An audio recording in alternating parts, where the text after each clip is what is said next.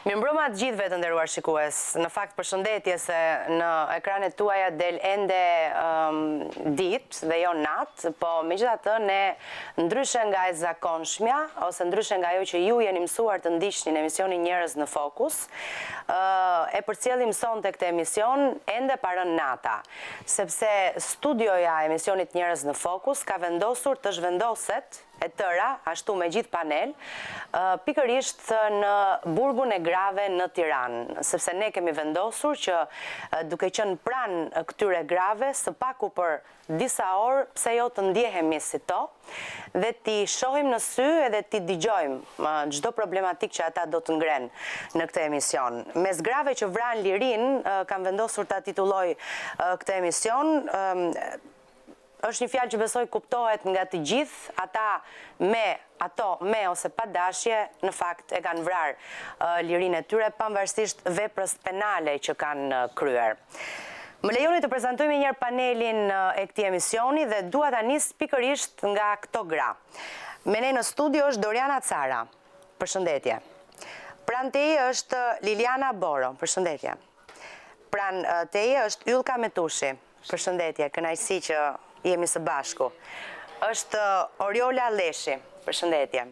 Është Fatbarda Gjoni. Përshëndetje. Faleminderit shumë që jeni me mua në këtë tryezë kështu të improvizuar për të folur pikërisht për ju.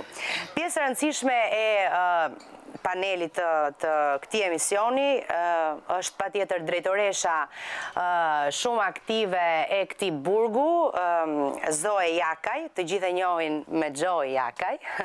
Faleminderit që na mundsuat ju, po edhe drejtoria e përgjithshme e burgjeve, zoti Miklovan Kopani, që të realizonin pikërisht këtë emision brenda këtyre ambienteve, ashtu siç e thash që në nisje me të gjithë panelin me vete. Faleminderit juve që mundsonin një takim të tillë. Është pjesë e këtij paneli, sigurisht s'mund të mungonte një zë i fortë lobues për të drejtat e këtyre grave, zoti Igli Totozani, avokati i popullit. Faleminderit që jeni sërish me mua në Njerëz në Fokus, zoti Totozani. Sërish një tjetër lobuese e fortë për të drejtat e njeriut, për të drejtat e grave është edhe zonja Irma Baraku, komisionere për mbrojtjen dhe diskriminimin. Përshëndetje zonja Baraku, faleminderit që jeni në panel. Është gjithashtu nga sektori i barazisë gjinore në Ministrinë e Mirëqenies Sociale dhe Rinisë, zonja Etleva Sheshi. Përshëndetje zonja Sheshi. Dhe janë ata që unë i kam fort për zemër, sepse në një mënyrë ose në një tjetër janë gjithmonë aty për të ndihmuar apo për të qenë afër edhe shpirtërisht me zemër afër këtyre grave. Është Ori Kuçi, të gjithë e njihni besoj, si përmarrëse, po këtë radhë është edhe në rolin e producentes të shfaqjes Marta, e cila u vu në sken 22 nëntor në Teatrin Kombëtar. Faleminderit Ori që je pjesë e këtij paneli dhe sigurisht nuk mund të mungonte edhe Erand Sojli, të gjithë e njihni, aktor, regjisor, person që ka shkruar në Mos gaboj Martën, apo jo? Përshëndetje, mirë se erdhët. Dhe me që jemi te Marta, do doja që në nisje të emisionit të ndiqnim insertin e përgatitur nga kolegja Aurora Golemi, e cila na tregon për Martën dhe për tej Martës. Të gjithë ndoshta herët avon kanë qenë ose janë, do ndjehen një Martë në veten e tyre. E ndjekim dhe rikthehemi në bisedë.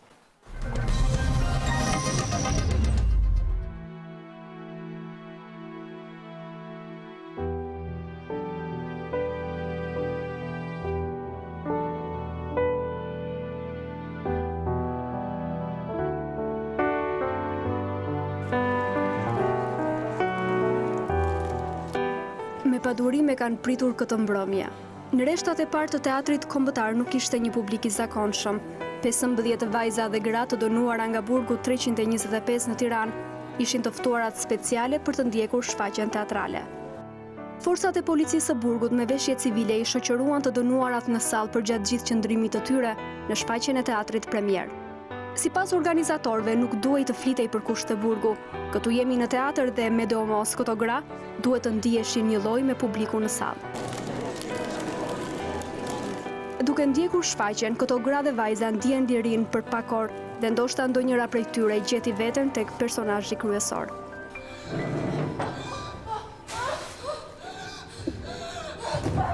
Teatri Kombëtar i dha jetë një vepre dedikuar tërësisht femrës shqiptare. Mbijetesa në një shoqëri tradicionale shtypse dhe denigruese është vetëm pjesa e dukshme e akullnajës që quhet Marta, gruaja që fali lirinë e saj për dashurinë. Nuk është një shfaqje vetëm për të dënuarat, por edhe për femrat e luksit. Të dyja palët janë një lloj të dënuara dhe çdo femër ka një Martë brenda vetes. Shfaqja e re teatrale shkruar nga Erant Sojli, me aktoren Yll Kamullo në rol kryesor, merr shkas nga sakrifica, përpjekja dhe marrëdhëniet që gruaja shqiptare ka ndërtuar me veten, me shoqërinë apo dashurinë. Marta duket e bindur, kokulur dhe dobët, por fuqia e saj fshihet thellë aty ku mendja e burrit të pushtetshëm nuk mbrin kurrë. Ajo i ka ngrirë ndjenjat e saj për 40 vjet. Donte të ruante të pastra nga ndotja e realitetit që e rrethon. Kur bashkëshorti i saj ndron jetë, atëherë akullnaja fillon të shkrijë dhe ndjesitë e konservuara në akull fillojnë të pluskojnë mbi mizorim dhe gënjeshtrën.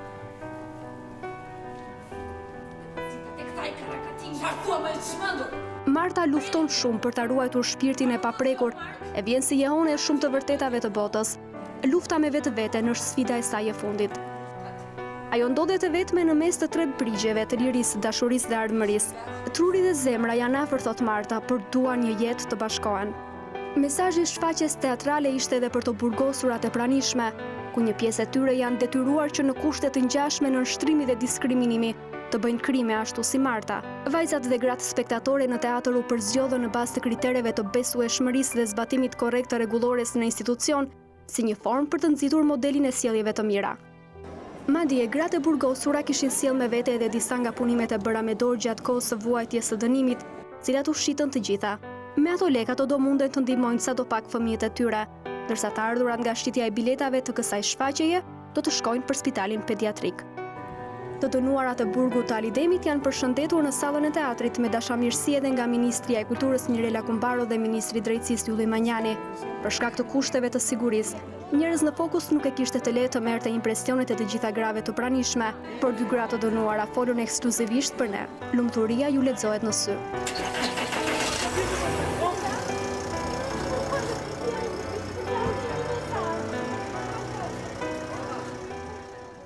Nata e sotme ishte e paharruar. Ndjem jo pak, po shumë me lirë, sepse kaluam një natë ndryshe, ishim me plot njerëz të tjerë që janë jashtë burgut, edhe për ne u ndjem të masës se të lirë dhe shumë të kënaqur. Si e përjetuat këtë event? Identifikuat veten tuaj me personazhin kryesor të shfaqjes, me Martën?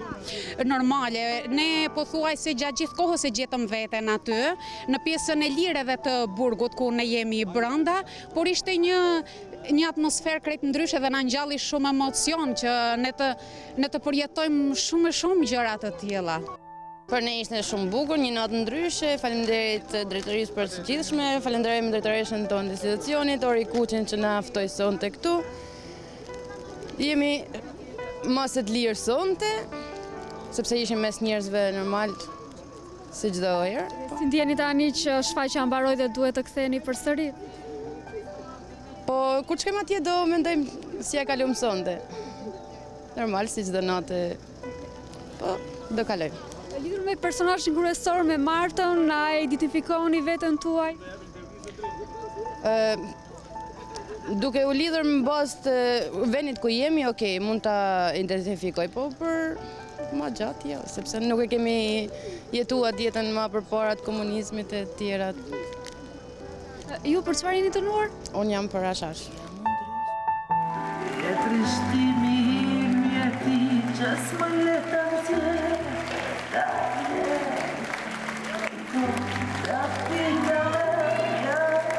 Në fund të shfaqjes në rresht, ato futën brenda furgonave të policisë që i prisnin pranë derës së teatrit kombëtar.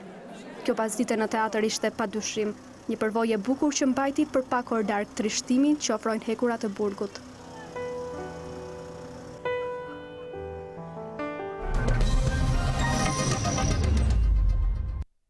Atëherë jemi rikthyer në studio pas këtij inserti për Martën, të shfaqje cilën unë e përjetova vetë personalisht dhe ishte vërtet mbreslënse, po do të flasim në minutat në vazhdim për atë që ajo personifikon në ditët e sotme në shoqërinë shqiptare. Po dua fillimisht t'i drejtohem vajzave që kam krah meje dhe më pas të gjithë panelit. Dorina Cara është e para me cilën do të bashkëbisedoj. Përse je këtu, Dorina? Unë këtu jam për veprën penale të lëndës narkotike, trafikim. Sa vite je dënuar? Unë jam dënuar 10 vjetë. Për sa kohësh gjëndesh këtu? Prej 4 vitesh. Prej 4 vitesh. Si është të jetosh pa liri? Vështirë. Dhe më thënë, por me ndihmën e drejtoreshës të stilizacionit që kemi ne Gjoj Jakaj, na ka bëj qik më të letë, edhe po të krahasosh, më thënë, edhe aktivitetin që kishim jashtë kësaj dere të teatrit Marta, ishim edhe na u duk vetja tamam të lirë. Falenderojmë drejtoreshën tonë, drejtorin e përgjithshme që na mundëson që ne të jemi prezent në atë shfaqje, që për ne ishte shumë domethënëse, sepse gjitha jemi qik Marta, edhe këtu ku jemi. Çfarë kur e pat shfaqjen? Po çdo pjesë kishte emocionet e veta, çdo pjesë kishte domethënjet e veta, si për ne këtu, ndoshta edhe për gratë që kanë qenë, ose shpresojmë që mos të jetë asnjë, po. Si e kuptove ti vetë Martën, pra këtë shfaqje? Martën, po ta kapësh ka shumë kuptime. Mungesa lirisë aty është, më thënë, gjitha që nena kufizon pa marrë parasysh veprës penale që ne kemi. Patjetër. Edhe shumë e bukur për ne. Edhe vetë fakti që ne ishim mes njerëzve, mes tamam liri. Pra ti ndjesh një Marta e mbyllur brenda këtyre mureve, e privuar nga liria për një vepër penale që ndoshta sot je penduar që e ke kryer? Të gjitha jemi penduar këtu, që e kemi kryer, po e vujmë dënimin, por... Nëse mund të të pyes, pse e kreve këtë vepër penale? Çfarë të shtyu? Shtysa ishte normal që çdo njeri synon për diçka më shumë, por jo në rrugën e drejtë. Pra ishin kushtet në cilat jetoje, që dëshirove ti përmirësoje duke u marrë me atë që u more? Nuk them se u mora me, domethënë, e bona që të përmirësoj kushtet, por një arsye një tjetër të qenë të gabosh, edhe të vush pasojat pastaj. Për çfarë të vjen keq më së shumti? Më vjen keq për familjen time që unë i kam lënë, domethënë, aty ku janë, në gjendjen që janë. Ku janë? Në çfarë gjendje janë? Po dihet përderisa unë jam në burg, nuk është se ata janë ndjen mirë për këtë, sigurisht. Normal, askush, asnjë prind nuk ndjehet mirë për vetë faktin që ka vajzën në burg. Çfarë do të bëje nëse do të dilje? Cila do të ishte gjëja e parë që do të bëje nëse do të dilje sot për shembull nga burgu? Gjëja e parë është që do t'i kërkoja falje shumë mamit edhe babit tim për veprën që kam bë, edhe do të mundohesh aty të qëndroja pronë, domethënë gjatë këtyre 4 viteve që s'kam qenë me ta. A ke frikë se mund të paragjykohesh kur dalësh nga burgu? A ke frikë se shoqëria nuk do të presë më si më parë? Ekziston edhe ajo. Ekziston edhe ajo frikë, por them që përderisa të kem familjen time pranë, them që do ta kaloj ma lehtë. Mund të të pyes për moshën? Po. 30 vjeçë. Në statusin beqare? Beqare. Pa fëmijë sigurisht. Normal. Okej, do të vjojnë flasim, besoj, do doja të kaloja tek Oriola Leshi në këtë momente, nëse mund të të pyes përse je këtu. Përshëndetje në radhë parë, ju falenderoj për emisionin. Unë akuzohem për vepër penale për vrasje. Sa kohë ke këtu? Kam 3 vjetë. Dhe për sa je dënuar? Jam dënuar në 16.8, por pa e zgjatur më gjatë. Për çfarë i përket të shkuarës, unë nuk dua ta ripërsëris, ja lëm të shkuarës dhe nuk do ta kujtosh. Nuk dua ta kujtoj, pasi çdo kush tani që po na ndjek mund të lëndohet, pasi unë kam dhe një djalë 5 vjeç. Të përballesh akoma dhe me një situatë shumë të vështirë dhe jashtë nuk është që të dalësh nga kjo derë dhe mund ta gjesh fush me lule. Çfarë frikë ke kur të dalësh nga këtu? Frikë, çdo kush parë gjykimin na ndjek kudo. Vetëm parë gjykimet, asgjë tjetër. Se normal do kesh mbështetjen e familjes të tjetrit, por parë gjykimi është një njollë që ti u ndjeve Marta tani për shkak të aktualitetit tënd të tashmes, apo ndjeve Marta edhe për shkak të kaluarës tënde? Çdo kush ndjehet Pra, kur ti nuk ishe brenda vepra që ti burgut. akuzosh për diçka Martën, që në atë momenti Marta je normal. Dhe në atë teatr kishte shumë emocion, shumë dhimbje, shumë situata të vështira.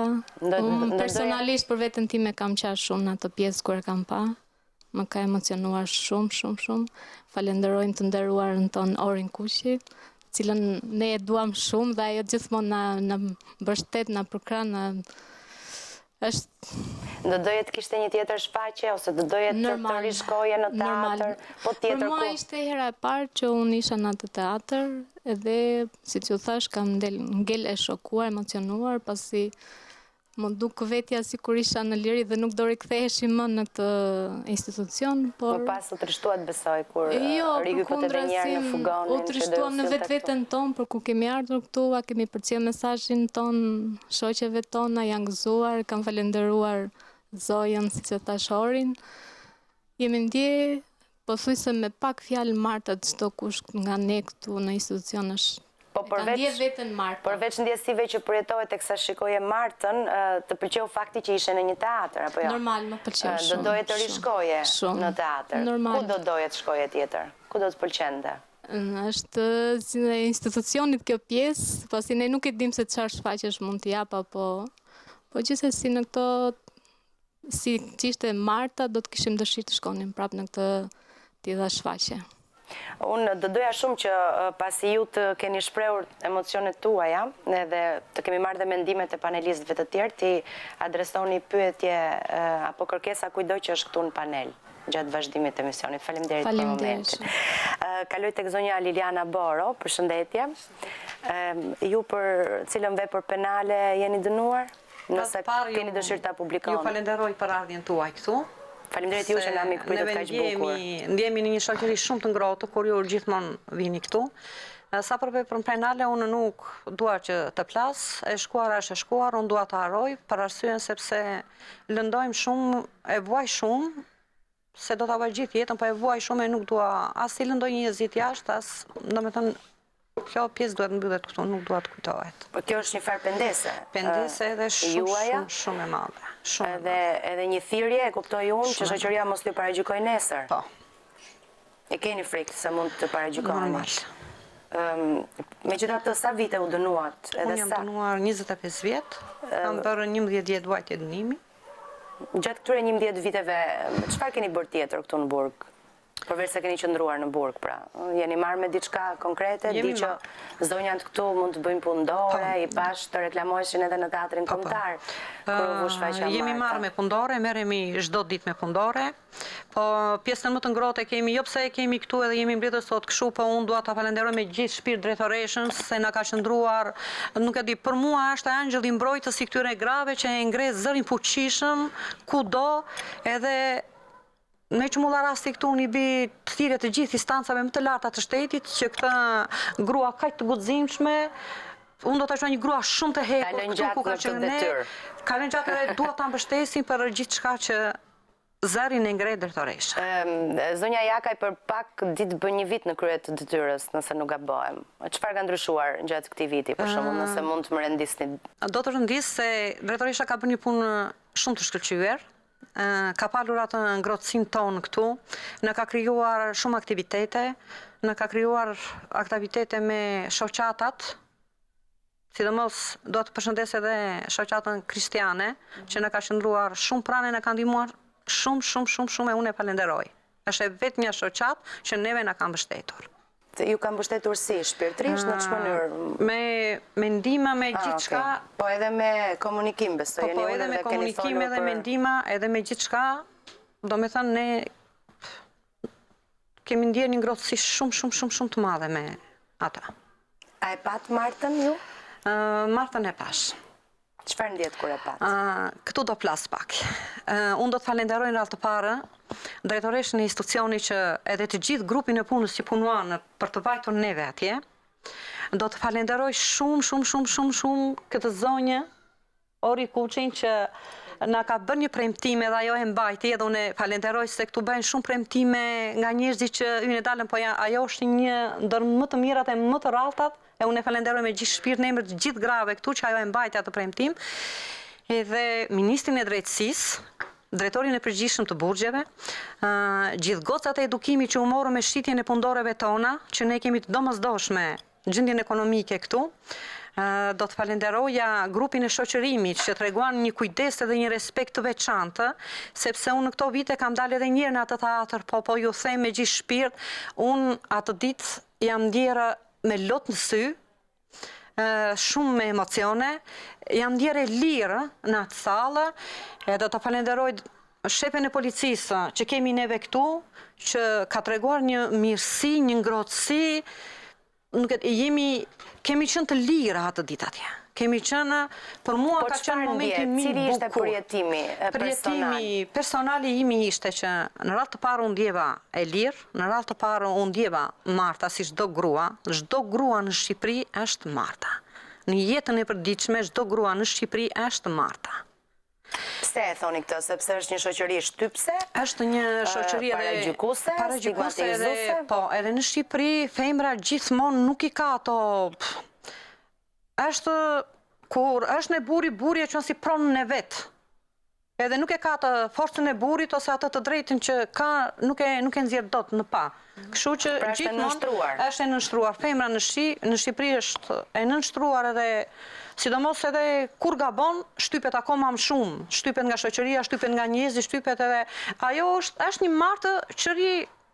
Edhe një pjesë dhe Marta më pëlqevi shumë kur babai i saj vajti e takovi, edhe mua më qajte në këto momente kur i tha që ti duhet martohesh, i tha me atë prokuror. Do me thënë, shiko deri ku arrin shoqëria, që babaja saj i lutëshe, i thash ti martoh me atë prokuror që ne të shpëtojmë. Dhe kështu ndodhë edhe në realitetin shqiptar. Në realitetin shqiptar është sepse ne jemi njerëz që jetojmë në Shqipëri edhe i shikojmë realitetin me sy. Ky është realiteti. A keti qenë një pjesë e këtij realiteti? Në të kaluarën? Po. Kam qenë. Se po mos kisha qenë nuk do kisha arritur. Kur të dilni nga këtu, çfarë frikë keni? Shiko, unë dua të ndalem në kjo pjesë sepse kur kemi bërë një vepër penale, ne jemi gjykuar për atë moment. Edhe ajo moment bën shumë bujë në shoqëri. Dakord, është shumë i rëndë, e pranoj. Po nuk duhet menduar vetëm ajo moment. Duhet menduar një moment. Për shembull, unë kam qenë një nën e mrekullueshme, kam lindur e kam rritur 3 fëmijë, i kam edukuar ata 3 fëmijë, i kam shkolluar ata 3 fëmijë, kemi rojtur me djersën e ballit, kemi punuar ato lekat pasurie, kemi vënë me gjak. Edhe do me thënë në shoqërinë shqiptare, kjo gjë harrohet se kush ka qenë ajo femër. Edhe ne pra roli që ajo ka patur, të mirat që ajo i ka dhënë kësaj shoqërie. Po, ajo në ato moment harrohet, do me thënë gjithçka fshihet nga jeta. Po ne unë do kisha dëshirë të thosha edhe në praninë e drejtoreshës, që drejtoresha na ka kuptuar shumë mirë se cilat jemi ne këtu. Edhe unë nuk dua ta kujtoj se unë nuk kam qenë ajo e atij momenti. Unë jam kjo. Unë jam ajo që kam qenë. Kjo të paktën të zhduken nga shoqëria shqiptare sepse ne e vuajmë brenda vetes. Ne e përjetojmë, na besoni me shpirt sa herë marrim prym. Ne ndjejmë dhimbje. Ne dhimbja na është bërë pjesë e jetës. Ne jetojmë me dhimbje. Ne jemi bërë sa edhe ky loti që rrjedh këtu, ky po rrjedh, po unë nuk e ndjej. Se mua më qan shpirti e më ka ngrirë trupi. Nuk e di edhe ky lot ku gjendet që rrjedh. Domethënë jemi aq të penduara sa unë nuk kam fjalë. Jo vetëm unë, po të gjitha ne këtu jemi nëna. Jemi të gjitha të penduara. Edhe desha ta falenderoj me gjithë fuqinë e shpirtit drejtoresha ti shkofsh lart e më lart, jo pse jemi këtu drejt për drejt, po ti kjo drejtoresha e meriton. Kjo ka bërë shumë për ne. Faleminderit. Do të vjojmë të flasim. Jemi te zonja Fatbardha Gjoni, apo jo? Po. Përshëndetje edhe një herë. Faleminderit për ftesën. Ju doni ta publikoni veprën që keni kryer? Veprën që kam kryer nuk dua ta publikoj. Jo që nuk dua ta publikoj, po përderisa më keni ftuar në emisionin tuaj dhe jam me gjithë këtë panel që është këtu, dua që ta harroj atë pjesë, pavarësisht se unë nuk mundem që ta harroj as edhe një herë dhe do të më ndjekë gjithë kohën, por është një kaluar dhe që përpiqesh edhe në këtë forme ta harrosh, edhe ti mos lëndosh besoj njerëz që të ndjekin. Në sa vite ke këtu dhe sa je dënuar? Unë jam dënuar 12 vjet, kam edhe 1 vit e gjysmë, 4 vjet i kam bërë në këtë institucion. Për çfarë të vjen keq më shumë? Teksa qëndron brenda këtyre mureve dhe për çfarë të merr malli më shumë? Malli, nuk e di se si mund të përgjigjem në këtë pyetje taten, këto për çdo gjë është që të merr malli, se edhe ajri të duket se nuk të vje siç e ka çdo njeri që është. Më përpara se sa ta them dua t'i kërkoj ndjes sepse drejtoresha jon gjithkohën na thotë që mos më lavdroni, mos më thoni nëpër media dhe nëpër intervistat e juaja, po nuk rrim dot pa ja përmendur gjithë mirësinë që ajo bën për ne, gjithë shoqërinë e saj që ka ftuar që ne këtu të bëhemi akoma edhe më të forta, që kemi dikë që ne na përkrah, kemi dikë që ne na ka shoqëruar dhe na beson në vuajtjen tonë që të na shohë edhe nga afër, si edhe zonja Ori Kuqi për aktivitetin që na bëri, ishte një kënaqësi dhe një përjetim i veçantë.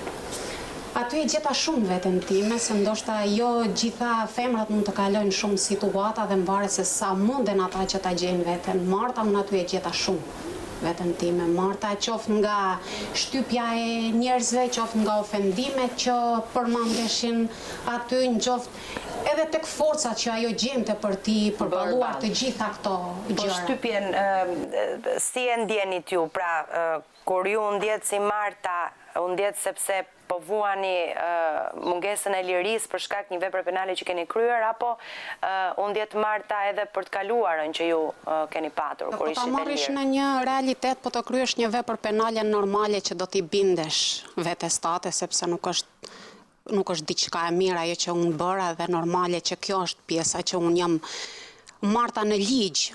Por përderisa unë kam qenë femër dhe kam përjetuar edhe shumë gjëra të tjera derisa unë kam arritur aty, po thuaj se më ndoqi shumë gjatë ajo pjesa që aty e kuptova më shumë se kur, se unë kisha qenë me vërtet një Marta. Thej që ke dalë njërë me leje, apo disa herë? Kam dalë disa herë. Kur ke dalë, sa ke qëndruar, sa ditë si funksionon? 7 ditë. Çfarë ke ndjerë në këto 7 ditë? Kam ndjerë që... Të jepet liria për 7 ditë dhe me njërë pastaj? Të jepet liria për 7 ditë, por nuk di se si ti e shfrytëzosh ato 7 ditë, duke menduar gjithkohën që do të vim prap në këtë institucion, të vim në burg. Po çfarë ke bërë ato 7 ditë? Ke qëndruar me familjen? Kam qëndruar me familjen, familja janë munduar që të më largojnë këtë pjesën e burgu që unë kam këtu dhe të më nxjerrin kafe, shëtitje, të takoj gjithë miqt apo njerëzit që më duan. E ke bërë gjitha këto? I kam bërë gjitha këto. Ato janë mundësia dhe merita e familjes time që mua më presin dhe më duan aq. Kur të dalësh nga këtu, të mbetet dhe shumë, edhe sa të mbetet? Edhe 1 vit e 7. Ke një projekt për jetën, për veten, çfarë do doje të bëje pasi të dilja nga këtu?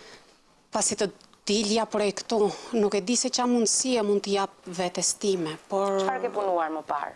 Më parë kam bërë një kurs profesional si parokiere, nuk është se kam punuar edhe aq gjatë që unë të kem një frot nga ajo punë, por tani është më e vështirë për mua që të dalë. Mendon se mund të gjesh kollaj një punë kur të dalësh nga burgu?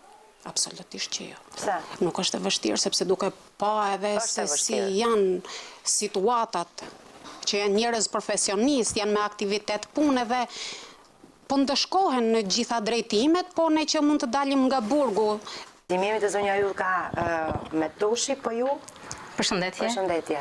Sa vite keni këtu, sa vite jeni dënuar dhe... Jam dënuar 12 vjetë, kam 3 vite që vuaj dënimi. Doni ta publikoni veprën penale, apo nuk dua ta kujtoj për këtë shkuarës time dhe nuk preferoj ta kujtoj, nuk dua të ndihem keq vetë, sepse ajo është shkuara ime dhe s'ka lidhje me mua. Jam penduar për ato që kanë kaluar dhe nuk përket jetës time më ajo. Çfarë ke bërë këto vite brenda burgut? Jam munduar me gjitha bashkëvuajtësit e mia ta kalojmë ditën duke bërë një punëdore, duke pirë një kafe me njëra tjetrën, duke lehtësuar pak dhimbjen njëra tjetrës, për familjarët, na mungojnë fëmijët, prindrit. vëllezrit motra, sepse jemi nena dhe këtë që e vojmë shumë, kam 2 vajza. Vinë shpesh vajzat ju takojnë? Po, kur kanë mundësi. Janë në Shqipëri apo në emigracion? Njërën e kam në emigracion, njërën në Shqipëri.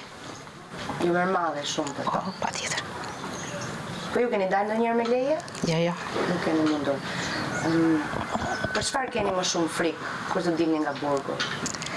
Frika është e madhe dhe kurse femra shqiptare është e paragjykuar për çdo gjë, për çdo veprim që të bëj, edhe në liritje jo ne që jemi në burg, që ne jetojmë në një shoqëri patriarkale që jemi të paragjykuara edhe me shikim, sa e shikojmë dikë, e paragjykojmë jo të gjendesh në burg edhe. Po vajzat tua ndjen të paragjykuara për shkak se kanë nënën në burg? Them se po. Ju kanë rrëfyer? Jo, nuk ma shprej. E pat martën ju? Po, e pash. Çfarë ndjet? Jam emocionuar shumë. Aty çdo femër shqiptare është pak marta. Çdo femër shqiptare, qoftë jashtë, qoftë dhe këtu brenda ku jemi ne.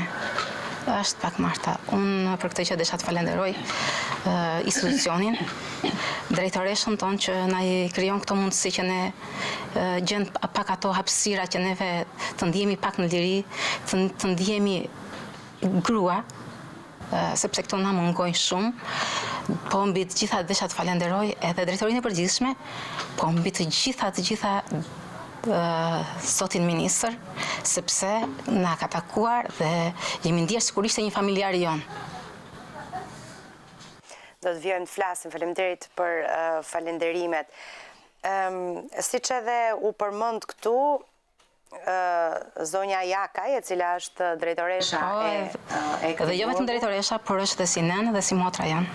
E cila vjen nga shoqëria civile, pra ka qenë aktive edhe në shoqërinë civile përpara se të ishte drejtuese e këtij burgu. Edhe me sa di unë, zonja Jaka, ju keni një ndjesi të skajshme për të ndryshuar ndjesitë e trishta të këtyre grave. Çfarë ju shtyn ta bëni këtë?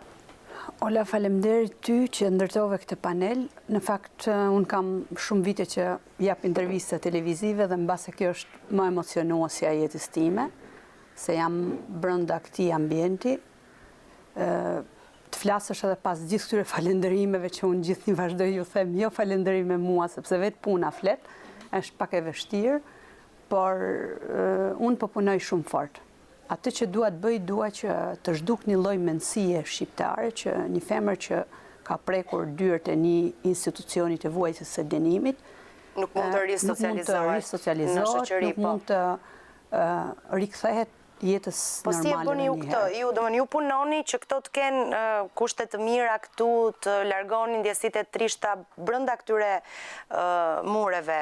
Si punoni ju që të bëni të mundur këtë që sapo thatë, pra kur ato të mos jenë më pjesë e këtij burgu dhe të kenë fituar lirinë, pra risocializimin në shoqëri ose riaktivizimin, punësimin. Nëse ke dëshirën e mirë, Ola, për të bërë diçka e bën gjithnjë. Dhe unë në çdo muaj të punës time brenda këtij institucioni kam pasur objektivat e mi të qartë fare në kokë se si do punoj. Në pak ditë e the pak më parë që unë bëj një vit në krye të këtij institucioni dhe përfshirja e vajzave dhe grave në aktivitete të ndryshme ka qenë pika e parë. Përfshirja shoqërisë dhe zhdukja një lloj mendësie. Mua shpeshherë në rrethet akademike prej të cilës unë vi, më është dashur që mikeshat e mia, koleget e mia që flas me një lloj butësie, madje nuk ka ndodhur pak herë që më kanë paragjykuar. Si mund të flasësh me këtë gjuhë? Si mund të thuash që ato janë gra që kanë prekur krimin, por kanë të drejtë të socializohen, të riaftësohen, të rehabilitohen në shoqërinë njësoj si femrat e tjera. Dhe nuk ka qenë luftë e vogël as luftë e heshtur, por ka qenë një luftë me zë të lartë. Edhe në media unë kam ngritur zërin tim, kam gjetur pa diskutim mbështetje nga shumë faktorë. Unë kam në krah një zonjë këtu që më ka ndihmuar me negocimin me Ministrin e Punës dhe Çështjeve Sociale, zotin Blendi Klosi, ku disa nga gratë, pasi kanë dalur nga dyert e IVP Alidemit, janë punësuar nëpërmes Ministrisë së Punës dhe Çështjeve Sociale. Kam disa televizione, përfshi dhe ju që më keni ndihmuar në kauzën time.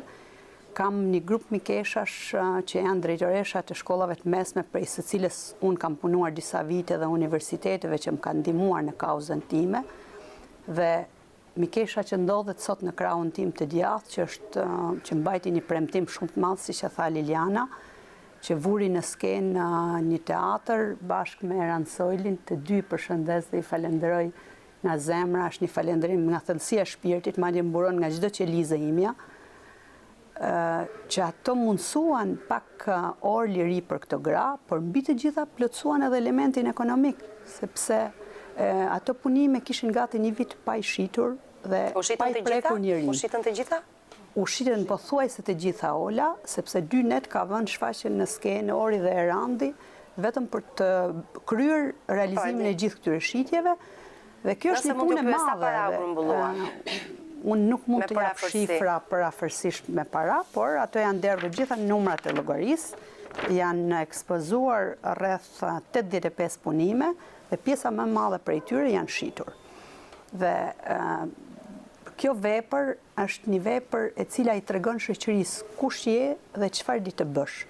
Unë di që ka pasur shumë pak donacione rreth kësaj shfaqje dhe me mikeshat e me miqtë e saj, Ori dhe Randi arritën të bëjnë një vepër dhe një gjest të madh, dhe jo më kot këtë vajzë dhe gra lavdrojnë pafund Orin, sepse ajo ka bërë, dhe jo vetëm me shfaqjen. Jo më kot është Ori këtu, a? Po jo më kot, dhe ajo ka, dhe nuk është e tepërt pse falenderoj dhe edhe zë me gojë, sepse veç shoqëria të marrë modele. Është fantastike gjithçka ka bërë ekipi që ngriti në këmbë një shfaqje të tillë, di që kanë punuar gati një vit. Në fakt u mësuan me Orin vazhdimisht dhe shpeshherë pyesnin kur do vi Ori. Pra Ori u kthy në një ëngjëll mbrojtës të këtyre vajzave dhe grave. Po këtë lloj negocimi dikush duhet ta bëjë. Dhe nëse ti nuk ngre zërin dhe nëse nuk flet me atë lloj dashamirësie për këtë target group që kanë qenë shtresat më vulnerabile të shoqërisë dhe jo më kot ato kanë pësuar këtë dramë në jetën e tyre, atëherë shoqëria do ketë më shumë të dënuar, më shumë paraburgosur, dhe kjo nuk është mirë për shoqërinë, sepse sa më shumë të dënuar dhe të paraburgosur gra apo burra të ketë në një shtet, shoqëria aq më vulnerabël dhe aq më edhe një pyetje para se kaloj fjalën zotit Totozani. Kam vënë re jo se nuk e keni bërë në të kaluarën, pra kur nuk keni qenë drejtuese e burgut, që e kuroni shumë pamjen tuaj të jashtme. Është një mesazh ky për gratë që ndodhen këtu, apo thjesht është një dëshirë e një femre që sot drejton një institucion të tillë? Është shumë interesante. Përpiqem të jem në formën e duhur, por gratë më duan të kuruar. Ka ndodhur që unë shtunat e diellat i kam kthyer në ditë pune, dhe futem sport dhe Liliana më thot një ditë, lutem drejtoresh, mos hajde pa u lyer dhe kuruar, sepse ne na transmeton dashuri kur vjen në këtë lloj forme. Prandaj ju pyeta nëse është një mesazh. Zoti Totozani është një njeri që jo vetëm fakt për shkak të detyrës, pra jo vetëm si avokat i popullit, por edhe si individ, edhe unë e njoh personalisht tashmë prej vitesh, ndjek nga afër jetët që zhvillohen këtu ose edhe jashtë burgjeve, pra brenda një burgu dhe jashtë burgjeve, dhe nuk ndjek vetëm jetët e grave të burgosura, po edhe të burrave. Si institucion pastaj bën inspektimet e veta periodike. Si e përshkruani jetesën e këtyre zonjave brenda këtij burgu, zoti Totozani? Pavarësisht se falenderojnë drejtoreshën, e cila me siguri mundohet që t'i japi pak artë dhe ta zbukuroj këtë ambient, tani të zbresim pak në tokë. Me këmbë në tokë. Me këmbë në tokë, me gjithë përpjekjet e drejtoreshës për institucionin e avokatit popullit, ky është një ambient që nuk plotëson standardet minimale që këto gratë jetojnë kushte dinjitoze të themi. Për shkak të amortizimit të tërë godinës, apo? Patjetër, është një godinë e vjetër, e viteve 70 në mos gaboj, e cila nuk plotëson pothuajse as pak standarde e jetesës. Gjithashtu ka një sër problematikash tjera, të cilat prekin këto zonjat e nderuara, siç mund të jetë një rast konkret është mënyra e shpërblimit të punës tyre në këtë institucion. Një pjesë e mirë e grave të paraburgosura apo të burgosura punojnë këtu, bile edhe në një shifër në mos gaboj rreth 25-26 veta. 42 veta. Punojnë, 42 gra punojnë. 42 veta. Dhe është një handicap, një mund ta quajmë e turpshme që ende shteti shqiptar e zgjidh këtë problem ose e trajton këtë marrëdhënie shoqërore me ulje dënimi, por që është e vështirë dhe kontradiktore dhe ende nuk më japin dot përgjigje se si mund t'i ulë dënimi një njeriu që është në paraburgim, kur nuk dihet a do dënohet apo jo, se mundi të dalë dhe i pafajshëm, kështu që ngelet një punë e papaguar. E para dhe dyta me një dëmshpërblim qesharak që është 90 lekë të vjetra në muaj. Pra asnjë paketë cigare. Dhe kjo zgjidhet me anë të një dekret 90 lekë të vjetra? Të vjetra, po. Dhe kjo zgjidhet. Nëse mund ndërhy, ka vite që nuk ekzekutohet për të ekzekutuar. Zonja drejtoresh, të lutem, mos tëri, unë të dëgjova me vëmendje. E di që të gjithë jemi marta, por problemi është që ti themi ca gjëra të vërteta. Jo, ti po na ndihmon. Pra, pikërisht, më shumë po ndihmoj zonjat në fakt. Pastaj po deshe bisedojmë dhe më thellë për gjendjen që është institucioni. Po këtu do bisedojmë. Po prandaj po them. Që janë qesharake. Pra, praktikisht kemi të bëjmë me punë të papaguar të këtyre zonjave që janë këtu. Gjithashtu kemi të bëjmë këto zonja, kjo punë që bëhet nuk llogaritet as për vitet e pensionit. Pra që të paguajnë sigurime shoqërore në mënyrë që këto vitet i kalkulohen ditën që do të punojnë. Pra po punojnë në të zezë brenda burgut? Pra në një farë mënyre ju e thatë që është punë e zezë, është brenda një institucioni shtetëror, por është e rregulluar me një dekret të kryetarit të presidiumit të Kuvendit Popullor, terma besoj që ti nuk e di ke jetuar apo jo, të nomenklaturës së vjetër të para viteve 90 dhe vazhdon të rregullojë këtë marrëdhënie që është një gjë vërtet qesharake dhe për të zgjidhur. Kjo është pjesa për sa i përket infrastrukturës dhe burgjet apo institutet e vuajtjes vendimeve penale, ekzekutimin vendimeve penale, kanë dy elementë të rëndësishëm, që është infrastruktura dhe pjesa e sociale, do ta quanim, ku futen gjithë elementet, trajtimi që stafi bën, aktivitete sociale, fetare, kulturore, gjithë këto aktivitete. Mungojnë në këtë burg në inspektimet që ju keni bërë si institucion? Jo, nuk besoj që ky është një burg i atij niveli që edhe nga çka tha drejtoresha dhe kolegët duket që mundohen të bëjnë më të mirën në këto mundësi që janë këtu, sepse mundësitë sikur si shikoni janë pothuajse minimale. Hapësirën e keni fjalën. Po hapësira dhe kushtet brenda. Po të futeni të bëjmë një vizitë brenda, do shikoni që kushtet janë mbahen me thonjë, themi, po ta themi në mënyrë të figurshme, sepse është një ambient totalisht i amortizuar me shumë problematika të tjera. Tani çfarë ndodh?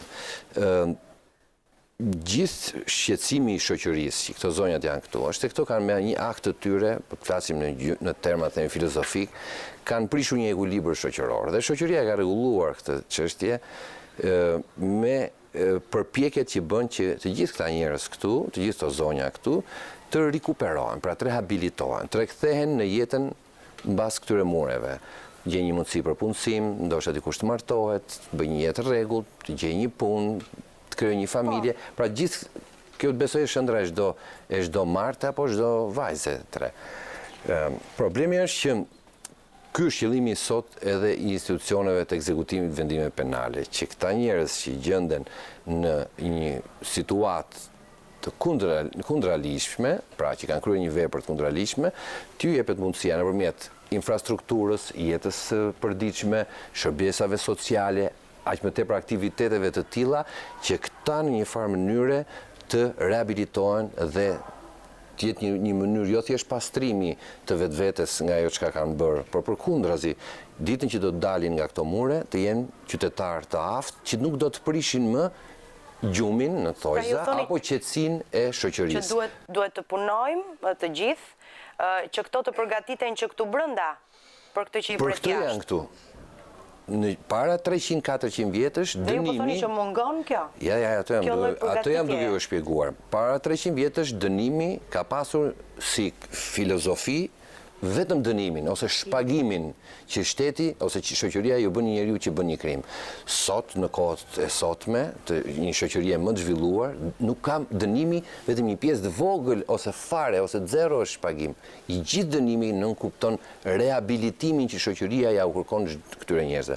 Por shoqëria ndërkohë, përveç se kërkon këtyre rehabilitim, ju krijon dhe kushtet që kjo të ndodhin nëpërmjet institucioneve shtetërore. Ministria e Drejtësisë, Avokati i Popullit, pra gjithë këto institucione telefone që ndrojnë rreth e përqarë këtyre ambienteve në mënyrë që këtu të sigurohet ky rehabilitim. Rehabilitimi në këto kushte është shumë i vështirë. Shumë i vështirë. Sepse edhe kushtet janë vështira, edhe mundësit financiare janë vështira, edhe përgatitja profesionale nga njëherë është e vështirë të arrijet, ndrimet e stafeve gjithashtu krijojnë problematika e tjerë. Kështu që është ju pyetët sa ta herësh i keni shkuar 2 herë në teatr, në 10 vjet besoj, sa keni? Në mikrofonin, në 11 vjet. Në 11 vjet, 2 herë. Pa lënduar drejtoreshën tuaj, se e pash që keni merak gjithë. Kemi shumë të mirë, nuk duam ta lëndojmë. Pra dhe unë shumë mendoj që duhet jetë e mirë përderisa ju e lavdroni, por duhet të them këtë gjë, që është shumë pak. Dakor, po. Pas pak është diçka. Jo. Është shumë pak se po flasim për gjëra konkrete që ta do kthehen në jetë. Dhe nuk duhet të kthehen në jetë të traumatizuar më tej se sa që kanë qenë në momentin e kryerjes veprës.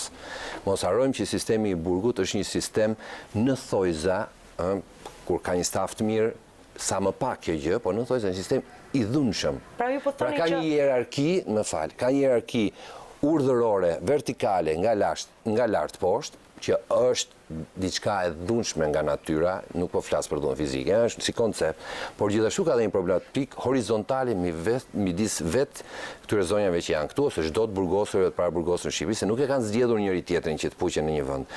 Pra gjithë këto lloj problematika sjellin një njerëz të traumatizuar në shumë dimensione në këtë vend këtu.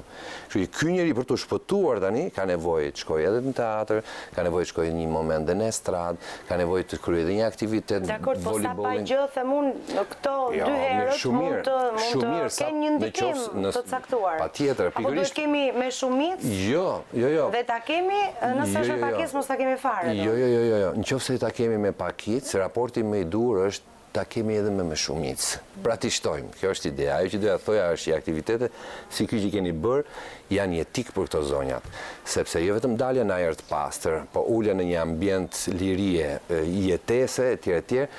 Ka brenda, unë nuk jam psikolog, po ka brenda përveç tjerës edhe nxitjen e pendesës më të madhe në raport me aktivitetet ose me jetën që janë këtu. Kështu që aktivitetet të tilla në këto kushte pamundësie që janë themi disa grimca të florinta që këto zonja këtu dhe këta zotrit ja sjellin për t'ju ndriçuar sadopak me gjithë përpjekjet që mund të bëjë drejtoresha dhe stafi. Këto duhet të jenë. Është kështu, ju lutem merrni mikrofonin dhe më bëni një koment pas këtij lloj përshkrimi që bëri avokati. Unë nuk i di nga vetja këto nga leximet, unë i di nga takimet, se i kam takuar gjithë njerëzit në vërtetë. Zonë avokat, është e vërtet. Do doni të kishit sigurisht ju e thatë edhe. Se jo. Edhe më përpara. Këtu të mungon ajri, të mungon çdo gjë. Dhe kur shikon... Ju do doni të kishit më të shpeshta këto aktivitete që zgjasin 2-3 orë, po që janë jashtë për ato 2 orë sa ne ishim teatr, na u duk vetja e lirë. Edhe i shikonim njerëzit e tjerë me një sy tjetër, sepse pendoheshin për veten tonë, thosh, kur shikon dikë tjetër që ishte ulur afër nesh, dhe ne kishim lirinë e privuar, pati u duk në liri të plot. Dhe duket në mimikën tuaj të fytyrës kur e thoni këtë, jeni e gjitha e qeshur. Ju lutem, kaloni mikrofonin të marrim një koment shkurtër. Kur ishim në teatr, domethënë, edhe pse i kishim sy të aty ku jepshte teatri, që ishte i mrekullueshëm, mendja jonë, trupi jonë, syti ishte në teatri, kurse neve me mendje ishme në familja jonë. Edhe unë nuk do ta anashkaloj këtë që unë zonjës Ori Kuçi i kam bërë një poezi. Dhe do doni t'ja thoni këtu? Unë ja kam dhënë poezinë ku atje shprehet malli për fëmijët tanë, pendesa, i bëj një thirrje shoqërisë, domethënë mungesat e ditëlindjeve të fëmijëve tanë, vuajtjet në këtë vend këtu, domethënë ajo është një poezi. E mbyllim emisionin pikërisht me këtë poezi. Është shumë në përfundim të emisionit do na recitoni poezinë. Po. Okej? Po. Okej. Kalojeni mikrofonin tek shoqja, po? Atëherë, për sa i përket që tha zoti Tetozoni, ne të gjitha kemi nevojë që të dalim sadopak, domethënë nga ky vend. Nuk është se drejtoresha nuk na e bë të mundshme që ne ta kalojmë edhe ditën këtu çdo ditë sa më të mirë.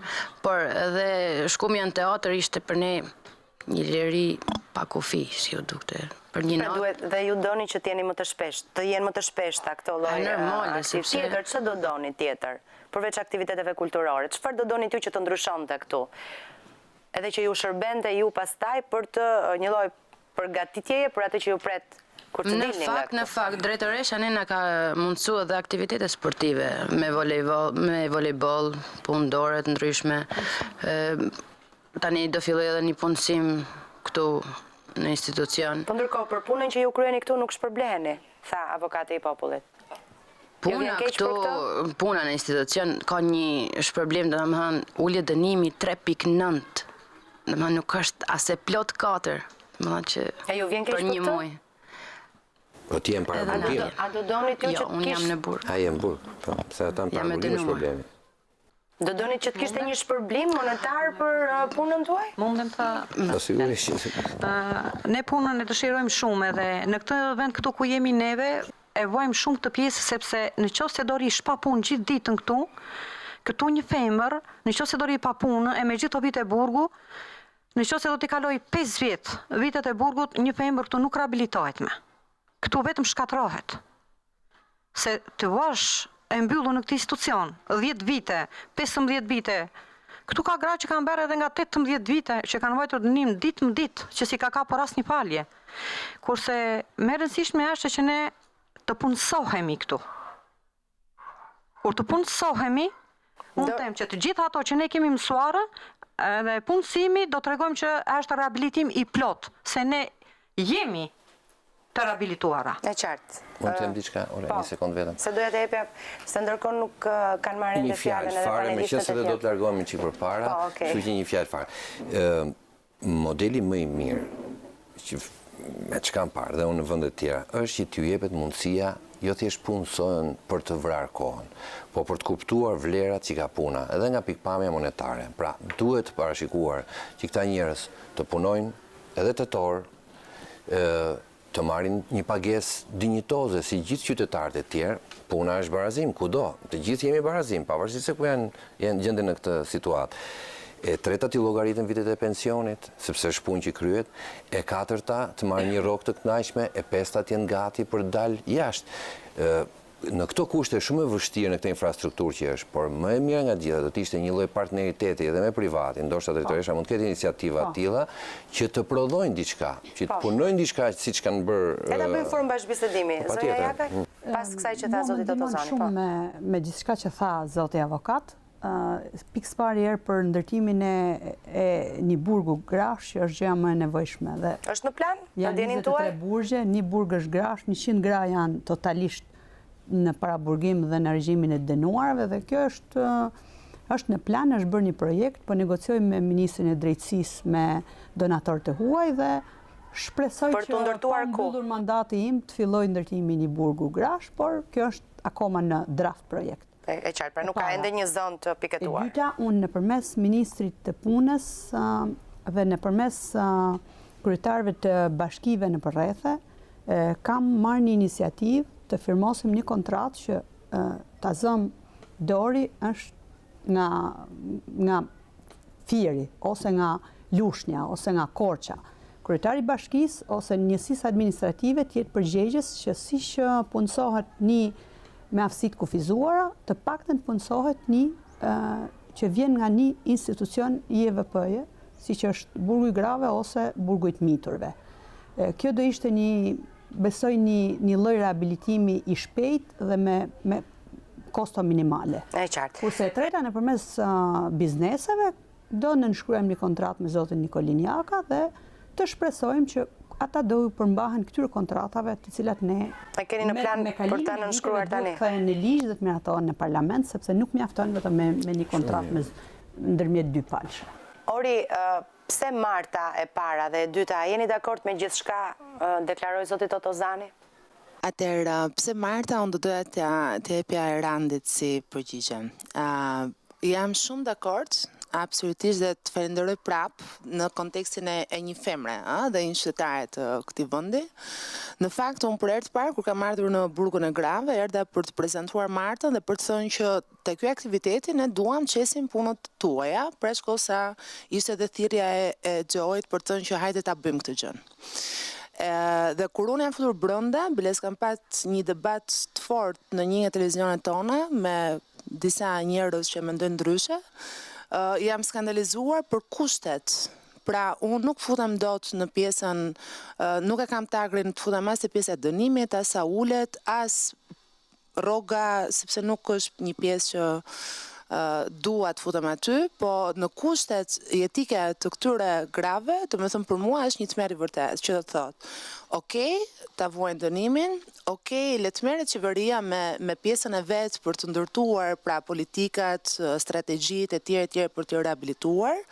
Dhe për mua prap kërkoj ndjes nëse kish kuptohet, po kjo është një pjesë e dytë, kur fillimisht nga ana e shëndetit, nga ana shëndetësore, këto janë disa dhoma të tmerrshme, do të thënë këto gra nuk dalin vetëm të dënuara, të përçudnuara moralisht nga kjo shoqëri e jona, po dalin edhe me probleme shëndetësore, besoj unë dhe besoj fort, për shkak sa unë sa herë që kam ardhur, kam ndenjur pak, shumë pak dhe kam dalë me ethe në kontekstin jo vetëm emocional të gjës. Kështu që po, besoj fort që fillon nga shëndeti, po, besoj fort që këto gra nuk mund të jenë më pak të rëndësishme se meshkujt, dhe fjalia ime nuk është absolutisht feministe, unë nuk jam feministe në konceptin që kanë përgjithësisht shqiptarët, sepse unë besoj që femra është një çik më lart se mashkulli, besoj shumë të rolet, shumë, po nuk besoj që jemi ne që duhet shkojmë te meshkujt, po besoj që janë meshkujt që duhet vinë ne. Dhe kjo patjetër që na jep një faturë tjetër më të madhe, sepse është edhe problemi jon i femrës shqiptare në përgjithësi, unë jam nën vet, që në kryet herës futur brenda edhe pjesën e sistemit diktatorial, jo në kontekstin politik, femra shqiptare në padashjen e vet e ka ndërtuar këtë shoqëri maskiliste. Do të thënë, jemi ne ato që djemt i lënë të dalin dhe të kthehen kur të duan, kurse femrat jo. Shfaqsohemi me idenë që ne i mbrojmë, po në fakt nuk e besoj këtë. Kështu që po jam shumë dakord për të gjithë çfarë tha avokati, po jam gjithashtu entuziaste dhe i falenderoj unë vajzat që kanë dashamirësinë për të parë punën që ka bërë Xhoji, dhe këtë e them jo si drejtoresha e institucionit, po si një nënë, si një femër. Dhe Marta, Liliana, të falenderoj që më erdhe afër asaj gjës që vërtet doja të thoja. Marta nuk janë vetëm femrat e burgosura fizikisht. Mesazhi që unë si orë nëpërmjet e randit doja fort që të bërtitej, ishte që femrat shqiptare vuan në një burgun e vet, akoma edhe më të vështirë, do thoja unë, se ai fizik, që është ai mendor dhe shpirtëror. Kështu që për mua qasja e vajzave ishte pikërisht një mesazh, po flas në formën organizative, ishte një mesazh për t'i thënë të gjitha grave që ishin pjesë, për t'i thënë që shiko se diferenca mes neve dhe radhës parë nuk është dhe e madhe përkundrazi. Biles ne që jemi jashtë, e kemi një çik luftë më të madhe se sa flas shpirtërisht. E qartë, po, e kuptoj shumë mirë. Kështu që po vetë ti, domethënë, sigurisht që je ndjer Marta. Unë jam Marta. Unë jam Marta. Marta lindi nga një bisedë shumë dashamirëse. Unë me Randin kemi bërë dhe produksione tjera në teatr. Unë për pasion, Randi për komoditetin e një çmendurie të gjetur ta unë. Ne të dy, misioni i të dyve, besoj, nëpërmjet artit, është për të... Ne besojmë fort që kjo shoqëri nuk është rastisht këtu ku është, dhe unë besoj fort që ne jemi një popull, unë dua shumë Shqipërinë, dhe nga që dua shumë, besoj dhe dua fort që t'jem nga ata që dua të ndryshoj gjëra, nuk jam nga ato që sa mirë, sa bukur dhe okej. Ne si shoqëri kemi këtë që nuk e kapim problemin në thelbin e vet. Do me thënë, ne merremi me pjesën e jashtme të gjës. Dhe kjo, dashje pa dashje, unë besoj fort që na ka bërë një shoqëri hipokrite, na ka bërë një shoqëri të cekët, na ka bërë një shoqëri pa një shtyllë kurrizore, do me thënë sot ndërtojmë raport, nesër hedhim poshtë, sepse ne nuk shkojmë thellë asaj gjës. Dhe edhe te Radio Iliria, ku morëm me metamorfozën shpirtënore të mashkullit shqiptar, te Marta bëm të njëjtën gjë, sigurisht femra shqiptare parashikosa është më vështirë, më problematike, po ajsa dhe shumë hynore, sigurisht që Marta vinte më fort, si shuplak. Mesazhi ishte ky që hajde kthehemi mbrapa, hajde nxjerrim veten nga këto muret që ne vet i kemi ndërtuar për hir të shoqërisë, hajde i themi mjaft disa gjërave që janë komplet të pavlera, hajde i themi mjaft titujve, sepse siç thotë dhe Marta në një nga batutat e veta, ti nuk je nën, po je femër, dhe kush më shumë se një femër mund t'japi dashuri. A do të mjaftonte Ori? Mendojnë që është një pakicë e shoqërisë kjo që do donte ta bënte këtë, ose do ta bënte, ose e ka bërë, ose po e bën? Përballë një shumicë që vazhdon të pranoj në përgjigjen që do t'japem, me sigurt që jo shumë njerëz do më kenë xhan, unë besoj që ndryshimi fillon nga vetja. Dhe në momentin e parë që ne bëjmë hesapet, e thon popullor që me veten tonë, jam e sigurt që kemi mundësi për të dhënë, kemi mundësi për të ndryshuar, kemi edhe mundësi për t'i parë gjëra të ndrysha. Unë jam paraqykuar nga shumë, duke thënë që nga mikeshat e mia, do thuash mikesha, po ashtu po themi. Dhe gjithmonë kanë qenë, Or, pse mberesh ti me këtë gjën, ti ke punën tënde, ke 2 fëmijë, etj. Dhe kam thënë, domethënë, dhe kjo është një pjesë shqetësuese për mua, që do thotë, po, unë kam një biznes, punoj nga mëngjesi deri në darkë për ta bërë atë gjën, për të siguruar një jetesë të mirë të vetes time. Po kam dhe disa pasione të cilat dua t'i marrë në... Jo, po arsyeja pse unë e bëj është, unë mbas shumë vitesh kam vendosur të jetoj në këtë vend, kam vendosur që fëmijët e mi të jetojnë në këtë vend, dhe për aq kohë sa mundem, për aq kohë sa kam fuqi, për aq kohë sa punoj, dua që në formën time, unë e di që nuk do e ndryshoj botën, po dua që në formën time të vë një tull, minimalisht për t'i dhënë fëmijëve të mi një shembull qytetarie, një shembull të jetuarit në komunitet, sepse ne nuk dim të jetojmë në komunitet. Do të thënë, dhe këtë e sheh kudo, jo vetëm ne shqiptarët, kur dalin jashtë Shqipërisë, integrohen të gjithë, janë gjithë shumë të zgjuar, shumë mirë etj. Në moment që bëhemi bashkë, kemi gjithmonë probleme me njëri tjetrin.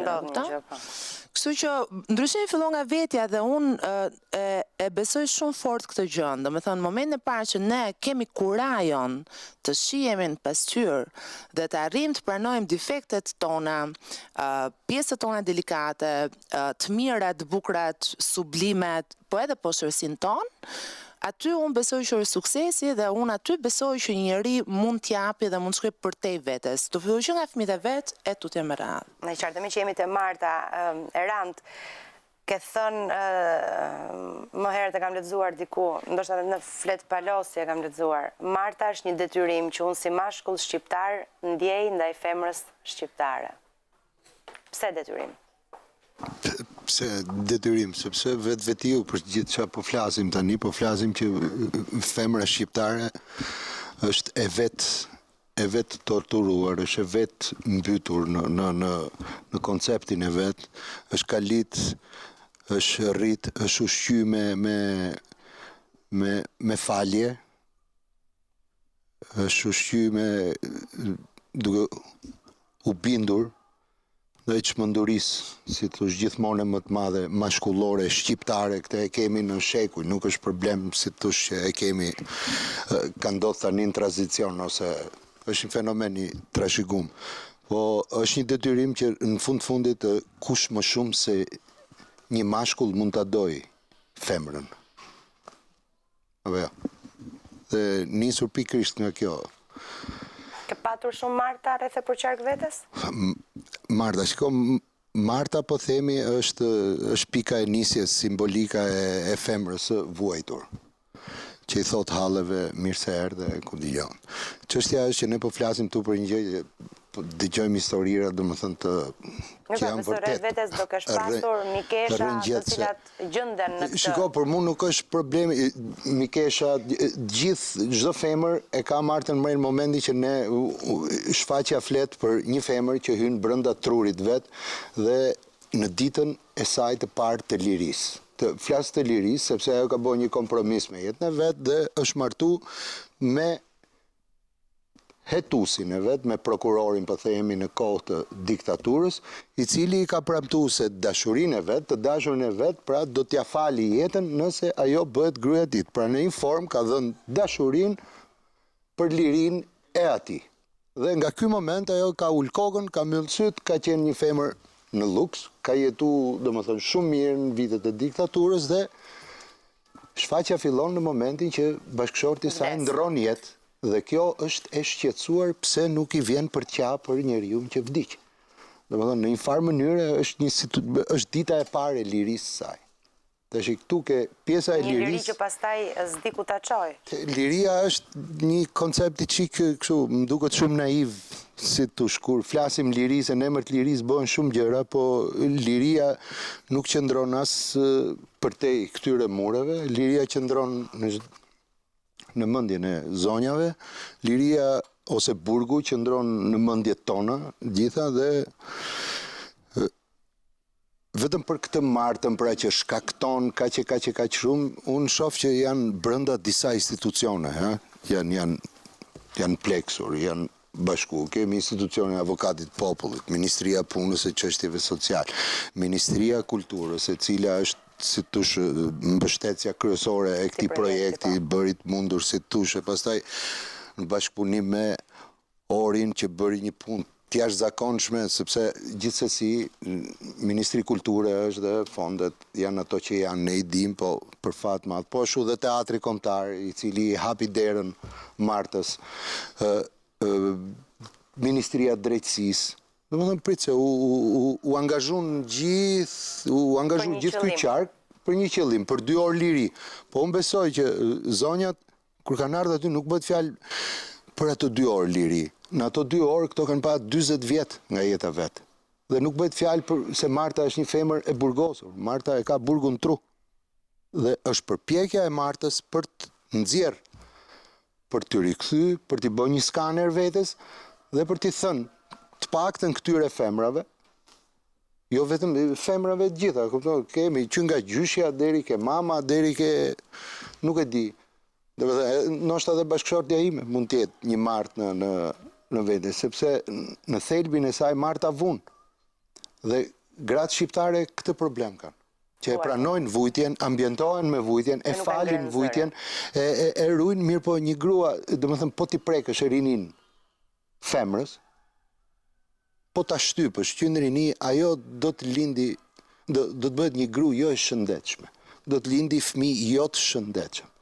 Dhe këto fëmijë do të jenë pikërisht që në pjesë në te Marta, në simbolikën e vet, ne kemi përdorë shprehjen mostra, domethënë mostra të cilat vinin në herë të keqe. Sepse natyrisht një grua e dhunuar, një grua ç'a do të lindi? Nuk mund të lindi dhe i gjithë problemi mendoj që nuk është fare as burgu, as jo, mu nga herë kam marrë dhe herë të tjera këtu në burg, kam një histori të jashtëzakonshme me vajzën aty, ke Dance With Me, kur kërcym në minutën e fundit dhe ajo qau ke krau im sepse tha edhe 1 minutë të lutem sikur të vazhdoj kjo muzika, edhe 1 minutë më shumë, sepse unë mas kësaj do t'iki prap, do të kthehem. Domethënë janë gjë që ka ndodhur vetëm mu dhe domethënë që në atë moment kam qenë shumë e kam pa botën ndryshe, po themi, në aspekt, sepse i ka gjithë mirat. Është një vajzë, kuptojnë që absolutisht jam i bindur që kushtet e kanë detyruar. Femra, neve rrim, flasim gjithë ditën, bëjmë fjalë dhe themi që femra se duhet ta respektojmë me drejtë shejtan, po ç'a bëjmë ne për ta pas femrën mbi? Jemi bi nonash. Nuk ka gjomë shtrenjtë se nona. Një nën është femër, një femër është... Zoti Totozani i duhet të largohet, po vetëm 3 minuta duhet të dëgjoni pak edhe Ministrinë e Mirëqenies Sociale dhe Rinisë në lidhje me atë që ka për të thënë për jetesën e këtyre grave dhe për projektet në mënyrë që këto të rimëkëmben edhe kur të dalin jashtë të institucionit. Po ndoshta ndihmojmë pak për këto pagesën. Për pjesën e punësimit, zoti Totozani. Është interesante ta dëgjoj. Sa vajza që kanë lënë burgun janë punësuar realisht? Në fakt, gra dhe vajza. Unë do të thoja që Ministria e Mirëqenies Sociale, falë dhe bashkëpunimit që ka pas dhe me drejtuesen e këtij institucioni, ka krijuar mundësinë që këto gra dhe vajza që janë në procesin e vuajtjes së dënimit të marrin një formim profesional. Edhe kjo është shumë e rëndësishme, mendoj unë. Kjo është shumë e rëndësishme për pjesën mbasi ato të dalin nga ky institucion. Ta marrin teksa qëndrojnë brenda institucionit të burgut, në mënyrë që më pas kur të dalin ta kenë të lehtë të punësohen në zanatin që kanë marrë. Të jenë xha me një profesion të gatshme për të hyrë në tregun e punës. E keni aplikuar këtë, keni filluar të aplikoni, cilat janë këtu janë ka një vit e ca që Qendra e Formimit Profesional, Qendra Lëvizse ka një marrëveshje me këtë, Qendra 4 mos gaboj, 4 këtu organizon kurse të formimit profesional. Dhe këto janë të pajisura me certifikata. Biles në paraca kohësh, këtu kemi qenë me zotin Pirojani. Po, me zotin Pirojani, me praninë e të 2 ministrave, ministrit Klosi dhe ministrit Manjani, ku zonjat e morën këtë certifikat. Këto janë njësoj si gratë dhe vajza që ndjekin një kurs formim profesional të cilat janë në liri. Çfarë ndodh tani për punësimin, dhe unë këtu doja t'i them zotit avokat, që dhe të largohet i qetë. 2 masa që mendoj janë shumë të domosdoshme, që sapo janë ndërmarrë nga Ministria e Mirëqenies Sociale dhe që kanë lidhje direkt me mundësinë që këto zonja të punësohen, kur mbas vuajtjes votës janë. E kisha fjalën për kur punojnë këtu brenda. Këtë besoj kjo është një bashkëpunim që ne duhet ta shikojmë me Ministrinë e Drejtësisë, ju e kuptoni dhe më mirë. Jo, unë e kuptoj, po është situatë e papranueshme për një shtet demokratik që punojnë njerëz pa pagesë. Besoj se me kolegët e Ministrisë së Drejtësisë, kjo është pjesë që patjetër do të jetë. Është pjesë që ne do ta kemi në diskutimet tona. Brenda këtij buxheti duhet zgjidhur kjo normalisht. Kështu që jemi akoma herët. Edhe është pjesë i takon kësaj ministri. Pra, ke një rrogë, t'ju njihen vitet e pensionit, të paguajnë sigurimet shoqërore, pra si çdo njeri që punon. Do të keni bashkëpunim ngushtë me ministrin tuaj. Patjetër. Besoj te rekomandimet e avokatit dhe të komisioneri për mbrojtjen nga diskriminimi, besoj do të jenë do të zgjidhet ky problem këtë vit, themi? Që do zgjidhet, unë nuk mund të them këtë vit. Jo, meqense si i rënd si problem, se njerëzit si punojnë pa pagesë. Patjetër që është problem, siç janë dhe problemet e tjera. Dhe problemet e tjera, për shembull, dhe problemet që përmendi zonja Ori, që janë shumë të domosdoshme për ne, problemet që kanë lidhje me shëndetin. Mos harrojmë që këto gra kanë nevojë të bëjnë edhe kontrolle shëndetësore që u takojnë janë ndryshe, domethënë nga ato që bëjnë burat. Duhet të ketë një bashkëpunim, bashkërendim mes institucionet, absolutisht ka. Ministria e Shëndetësisë nuk e di çfarë lloj pune ka bërë deri në këtë moment. Ministria e Shëndetësisë. Po më lejoni të them që çfarë mund të bëjnë këto zonja kur të dalin nga ky institucion. Po kur të rinë brenda është problemi, se s'kan dalë akoma. Zonjat kanë edhe 4-5 vjet, po punojnë këtu brenda apo jo? Kam frikë që çfarë do të ndodh kur unë të dal dhe do të kërkoj një punë, sepse është shumë e vështirë dhe për gratë e tjera. Jo, po ishte një pyetje tjetër. Unë ju dëgjova avokat. Jo, ishte një pyetje tjetër, si do paguhemi për punësimin këtu, më ishte e para. Ti përgjigjem unë me radhë, ndërkohë mund largoni dhe shikoni pastaj se çfarë përgjigje kam bërë. Largohem pas. Nuk do ta zgjidhim këtu, jo. Shiko, pavarësisht nga shakat, ne nuk do ta zgjidhim këtu sot. Por që është një problem, është një gangrenë shumë e madhe që njeriu të punojë dhe mos paguhet. Po. Mos ketë sigurim shëndetësor, sigurim shoqëror, mos i llogaritet vitet e pensionit. Kjo është e papranueshme. Edhe ju e kuptoni dhe u bën 25 vjet që nuk zgjidhet kjo çështje.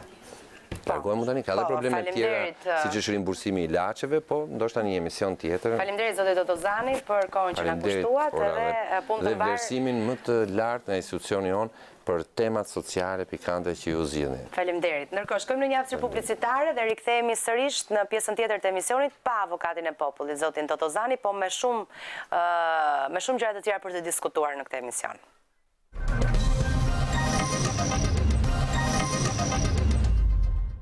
Rikthehemi në pjesën e dytë të emisionit dhe unë menjëherë dua t'jap fjalën zonjës Irma Baraku me një pyetje ndoshta kështu të drejtë për drejtë edhe spontane.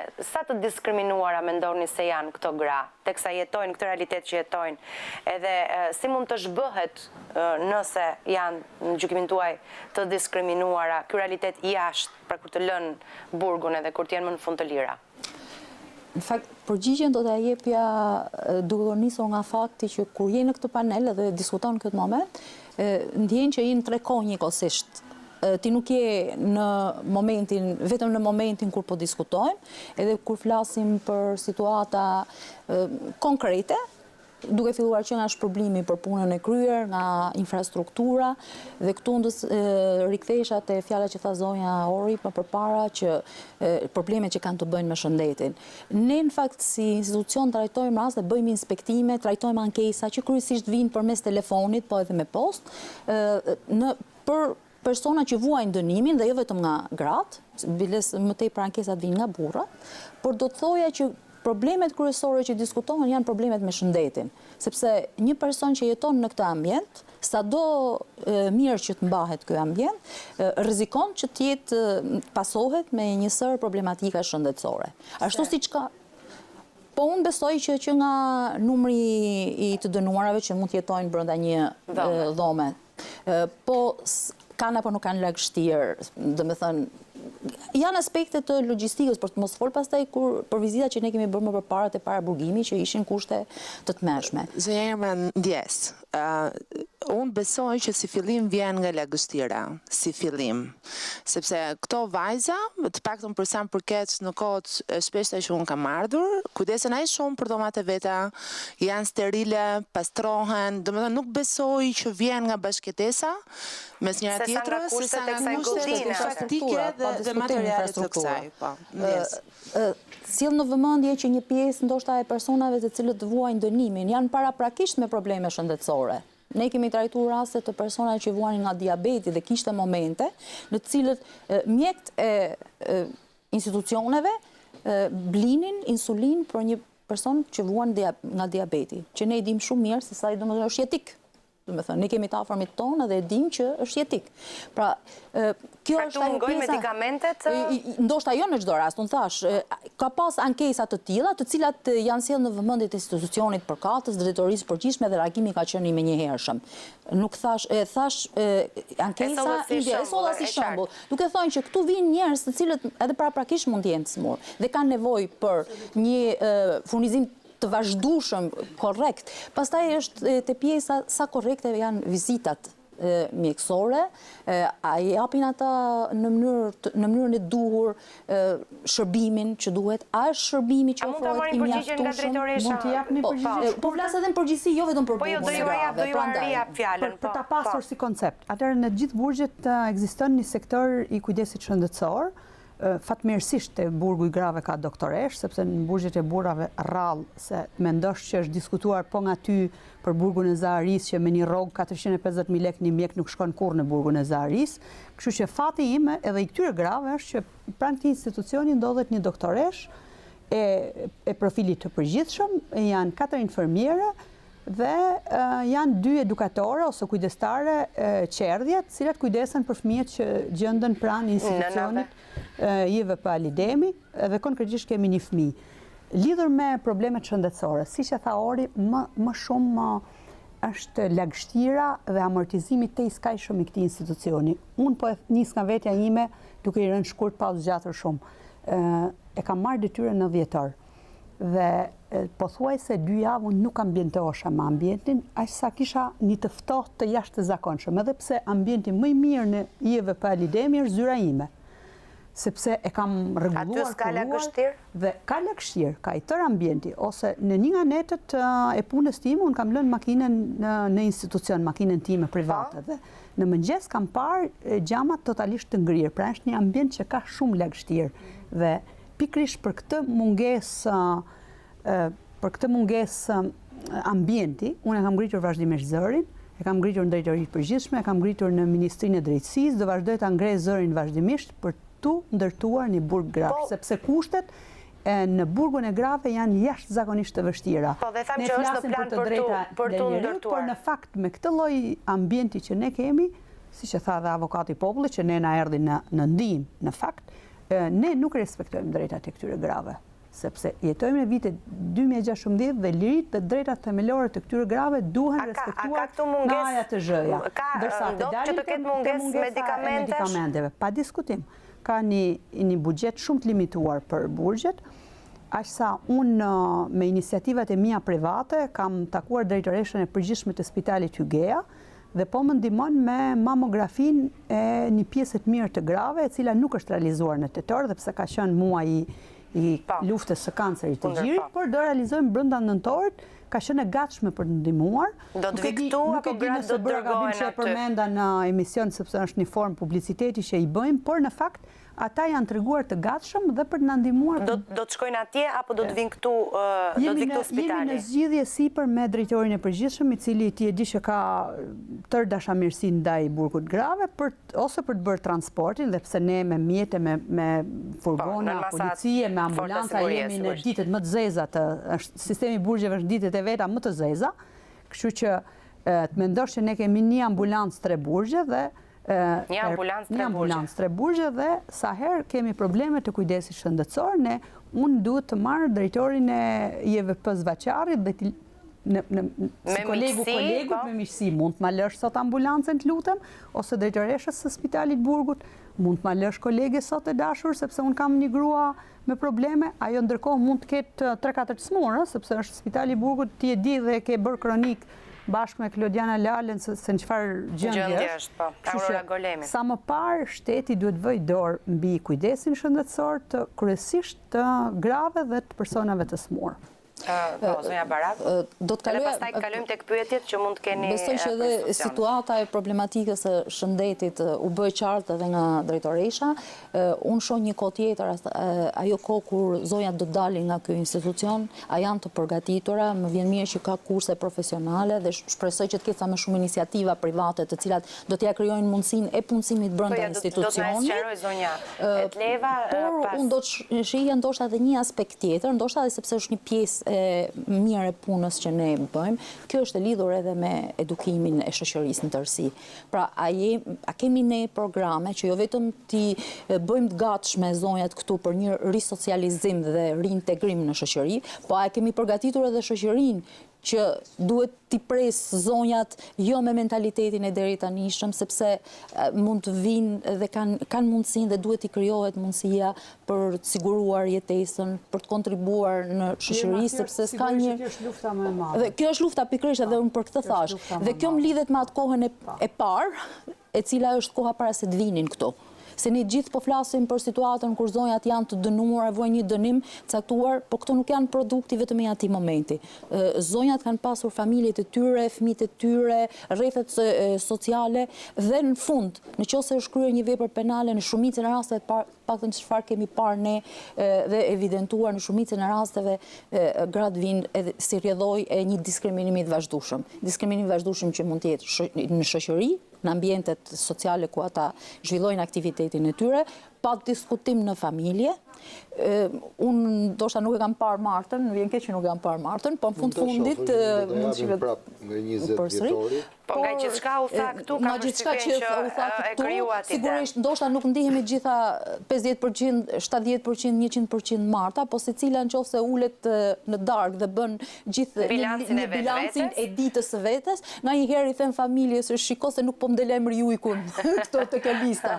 Domethënë secila prej nesh në një farë mënyre e kupton që jep shumë më tepër ndoshta saq rrethi edhe familjare dhe social duhet japin për gruan, dhe në një moment shumë të vështirë kur jo të gjitha familjet janë njësoj, jo të gjitha ekonomitë janë njësoj, jo të gjithë mentaliteti është njësoj, ka shumë mundësi më tepër që një grua të kryejë edhe një vepër penale, sepse si edhe diskriminuese, shtypja ka qenë maksimale për një periudhë gjatë kohë dhe vjen një moment ku ti ndoshta me zgjedhje apo pas zgjedhje ti kryen një vepër që ndoshta po ta kishe logjikuar më përpara nuk e kishe bërë, siç thonë zonjat sot që jemi penduar për atë që kemi bërë. Në aspektin e institucionit... Dhe duan të harrojnë, madje as ta bëjnë publike në aspektin e institucionit që unë drejtoj, shoh dy fusha ku ne mund të punojmë shumë, po mund të punojnë shumë shoqëria civile, institucionet pa diskutim, që është fusha e ndërgjegjësimit dhe edukimit të shoqërisë. Për mënyrën se si e trajtojmë gruan në familje dhe në shoqëri dhe për mënyrën se si duhet t'i presim gratë kur dalin prej këtij institucioni. Okej, zonja Sheshi? Në fakt unë do ta merja tani, meqense më ndërprej filli për pjesën e rinë të grim, por ja dash fjalën sepse ishte vetëm që s'kishte folur ende në panel, po sigurisht e respektoj. Sepse bën dhe një lidhje më të logjikshme të gjithçka çfarë duam të themi këtu në këtë panel. Pa përsëritur njëri tjetrin, po për të mbështetur njëri tjetrin. Komisionerja e tha me të drejtë që duhet do me thonë, nuk duhet ta kapim edhe historitë e grave dhe vajzave që janë në këtë panel tek ky momenti çfarë bën. Edhe vetë ato thonë që ne duhet që ta harrojmë atë moment. Edhe kjo vjen sigurisht sepse vërtet që ne themi mbasi krye kjo vepër dhe këto po vuajnë dënimin, çfarë duhet të bëjmë? Duhet të bëjmë që në institucionin nevojat e dënimit, duke filluar nga krimi të kushteve dhe i përgatitjes së tyre për jetën kur do të dalin jashtë, apo çfarë do të bëjë shoqëria kur të dali jashtë, edhe çfarë do të bëjnë këto gratë që unë thash mundësi për punësim tani janë dhe metoda të tjera, për shembull ligji i krijimit të ndërmarrjeve sociale është një mundësi shumë e mirë për grupet që vijnë nga grupe vulnerabël në përgjithësi, që nuk kanë mundësi të futen direkt në tregun e punës, nëpërmjet organizatave të ndryshme mund të krijojnë këto ndërmarrjet sociale ku këto do të prodhojnë këto gjërat që shumë bukur kanë filluar që tani që i prodhojnë dhe kanë mundësi që t'i shesin, mund të bëhen bashkë edhe me ndihmën e tyre dhe të ribojnë si thua të ardhurat edhe mbështetjen nëpërmjet një fondi social. Ose tjetra është ligji për zejtarin, duke pasur një profesion, një gjë të vetën, një zanat. Ky është një profesion që do të është i mbrojtur me ligj dhe ky si thua u jep një mbështetje në nesër kur të dalin në jetë. Ndërkohë edhe bashkëpunimi që janë qoftë me biznesin apo qoftë me ndërmjetësimin nëpërmjet zyrave tona rajonale të punësimit apo me bashkitë. Unë doja shumë që ta kapja tani tek pjesa që ku ishim ne të gjithë kur këto më përpara derisa të arrinin ta kryenin këtë krim. Për shkak se këtë vepër penale. Kuptohet që këto nuk ngritën një ditë në mëngjes dhe e bën këtë vepër penale. Të tëra zonjat në fjalët e tyre përpara e thanë. Edhe zonja e parë që foli, edhe zonja këtu dhe të gjithat. Ne duhet të shikojmë shumë atë pjesën e shoqërisë. Ku jemi ne si institucione shtetërore, përpara se të kryet një vepër e tillë. Vepër penale. Ku shoqëria civile, organizata e shoqërisë civile, ku është media, ku janë përfaqësuesit e biznesit. E tha shumë bukurori që unë dua të, pavarësisht se unë i kam gjithë gjërat e mia në mirë, po ecin mbar, por unë dua të investoj në këtë shoqëri. Dhe pikërisht kjo është ajo që unë mendoj që kemi të tërë shumë nevojë. Kemi të tërë shumë nevojë në mënyrën se si edukojmë. Që në momentin që edukojmë, në mënyrën se si edukojmë fëmijët tanë, në momentin që edukojmë që janë të drejtë dhe janë të barabartë si djali dhe vajza, dhe duhet dashur dhe respektuar në familje njësoj si nëna ashtu edhe babai. Delja shtëpia dhe shoqëria pastaj ta hedh poshtë gjithë punën që ti ke bërë si prind. Nuk ka problem. Dhe te shoqëria, tek fëmia jon, ne jemi në çik shoqërinë diferente. Ne dëgjojmë, ne themi nuk ndodh kjo dhuna këtu brenda familjes tonë, nuk kemi ne problem brenda familjes tonë, se çfarë do bëhet për jashtë atë kjo ky muri ngjitur që është me shtëpinë tonë, mua nuk më intereson. Në fakt harrojmë që është pikërisht ai muri jashtë do ndikojë te fëmia jonë kur të dali për jashtë. Prandaj janë të gjitha institucionet të bashkëpunojnë me njëra tjetrën. Të gjithë anëtarët e shoqërisë mos të jenë indiferent, duhet të zgjohet ajo fryma e solidarizimit me njëri tjetrin. Okej, se dua ta bëj çik, kishe diçka për shtuar? Po. Për të vazhduar dhe për të falenderuar pafund për gjithë atë gjën dhe mënyrën se si dhe prap fort. Mesazhin. Në fakt Marta, se dua ta sqaroj edhe këtë pjesën, nuk është bërë për femrat që janë këtu brenda. Marta është bërë për femrën shqiptare. Dhe kjo, faleminderit që më aftove në mendim, do me thënë vjen pikërisht në kohën e parë, pra Martën duhet ta shohin të gjithë dhe mbi të gjitha burrat. Unë propozoj dhe ftoj të gjithë studentët, po edhe maturantët, që janë në filesat e para të përgatitjes trunore dhe shpirtërore për identitetin e vetë vetjak, që të vinë të shikojnë martën. Ne do e japim prap në dhjetor të teatri eksperimental, që do jetë për, do me thonë nuk do ketë edhe çmimin e biletës që kishte këto 2 ditë, po e shko sa ishte. Po, sepse të gjitha të ardhurat që u përftuan shkuan për pediatrin, për fëmijët e pediatrisë. Unë i ftoj të gjithë, sepse është pikërisht kjo, do me thonë, në momentin e parë që një mashkull, po themi 18 vjeçare lart, apo një vajzë 18 vjeçare lart do shikoj për politien që bën Marta me veten e vet, sepse Marta në fakt në teatr, Randi e ka sjellë tmerrsi shumë bukur, bën hesapet, e thash dhe shpar me veten e vet, dhe lufta më e madhe është kjo. Dhe momentin e parë Randi e ka sjellë sikur të ketë qenë vetë femër, domethënë, më fal, Done, e ke sjellë në perfeksion atë që ndjen një femër, që është e shtypur shpirtërisht edhe mendërisht. Prandaj jo më kot të pyeta në sa Marta ke patur edhe për qark vetes. Jo e ka. Me që ishte avokat. Sepse ishte shumë perfekt. E sjell nga një mashkull flas, ndjesori që të ndërpreva. Bashkëpunim shumë të ngushtë me Orin, domethënë ka qenë ca gjëra shumë të vogla, të cilat ne nuk i vëmë rëndësi në jetë, në përgjithësi, po nga një pyetje ka marrë shkak gjithçka që arriti këtu. Thjesht Orin pyeti, nuk jemi shokë se më ke pyeti si je. Një fjalë si je në shfaqje që Marta e bën kur ja vjen dashuria vetë, dhe i thot si je, dhe kjo i thot kaq pak. Po më pyet, po s'është kaq pak, kush ka pyet të 40 vjet si je, nga je, pse je, çfarë ndodh. Dhe në këtë sens shohim gjëra shumë të vogla, të cilat neve na kalojnë faktikisht pa i dhënë rëndësi për atë që tham. Po nga ana tjetër, gjithçka, shtylla e një shoqërie, shtylla e një kombi, është femra. Kush nuk e kupton këtë, nuk mund nuk besoj që ja vlen fare as ta shikoj emisionin, as ta mendoj. Sepse gjithë jemi ndërhyrje të vogël, por sepse ata janë modest për të folur ndoshta për veten, por arritën 3 objektiva shumë të mëdhej. Ndërgjegjësuan shoqërinë me Martën, i shërbyen burgut grave duke realizuar gjithë shitjet e punimeve që kishin një vit pa u shitur fare. Dhe bën të mundur që unë të mendoja për ngritjen e një emisioni të tillë. Bën të mundur për ngritjen se mora spunta pikërisht nga Marta, kështu që për hir të së vërtetë. Dolën 4 se ishte edhe një kontribut për fëmijët e pediatrisë. Ajo ishte pastaj vërtet jam ndier shumë mirë kur e kam marrë këtë informacion që kanë shkuar për ata fëmijë, se vërtet kanë nevojë. Pra realizuan 3 objektiva shumë të rëndësishëm.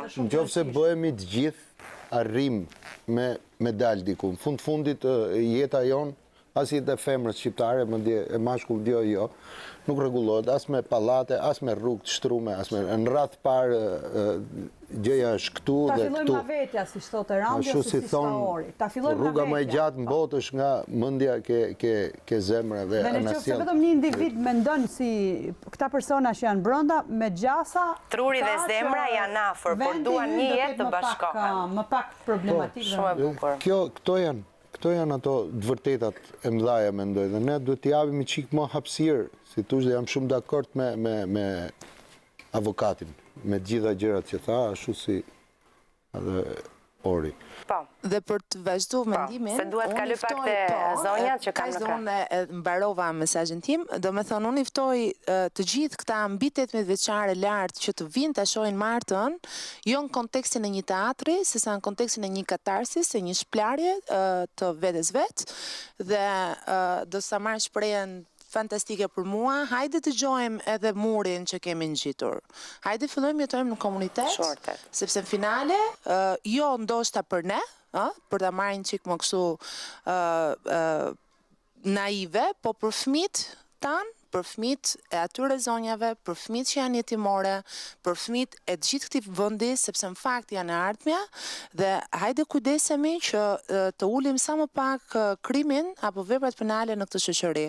Dhe e fundit, arsyeja primare, siç e thash dhe shpar, përveç vetes dhe edukimit të fëmijëve të mi, është sepse unë dua, domethënë arsyeja pse unë dua të kujdesem për këtë tagër fëmijësh të gjithë shtresave, po themi në nevojë, duke filluar në nevojë nga ekonomike deri shpirtërore, është sepse dua që fëmijët e mi të kenë më pak njerëz problematik në shoqëri.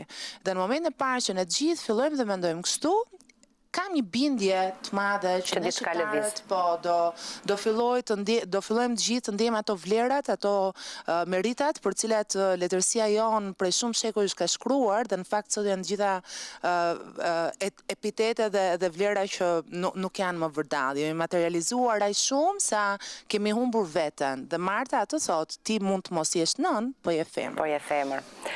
Dhe si femër, do kishe një pyetje për t'i adresuar nuk e di kujt institucioneve që kemi, zonjave që përfaqësojnë institucione rëndësishme?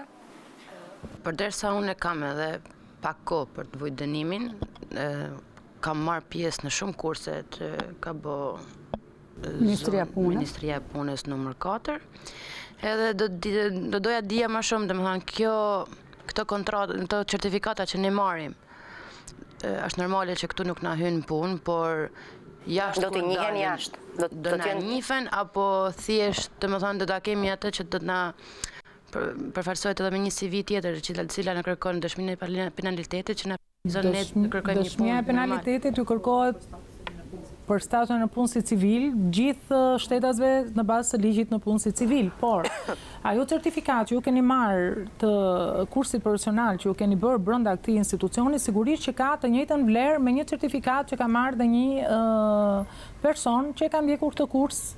Sepse nuk është lëshuar, sepse ajo është lëshuar në gjendje të lirë. Që është lëshuar në gjendje të lirë. Është e njëjta certifikat, kështu që ajo ka të njëjtën peshë për sa i takon.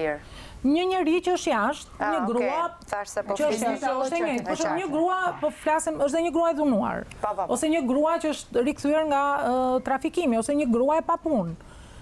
Përpara se të filloj të kërkoj punë, sigurisht që ofrohet një kurs formim profesional. Nëse nuk ka asnjë zanat, asnjë profesion, absolutisht shumë njihet. Dhe këtë ju e keni marrë që kur keni marrë certifikatat në atë institucion. Ju keni një pyetje? Në fakt kam 3 gjëra kështu për të thënë. E para është që në momentet që ne arrestohemi kur i bëjmë një vepër penale, unë jam një ndër to që kam kërkuar mbrojtje për fëmijët e mi. Edhe ajo mbrojtje, edhe pse ata e kanë kërkuar, edhe pse unë e kam kërkuar me forcë, asnjëherë nuk e patën. Po, si ka mundësi që ndodhi kjo? Asnjëherë nuk e patën mbrojtjen. Dhe për pat keq, ata sot. Unë do të thoja dhe diçka tjetër, Ola, në qoftë se më lejon, ky emision ndërkohë është edhe gjatë ditëve të fushatës të aktivizmit kundër dhunës në grave dhe dhunës në familje.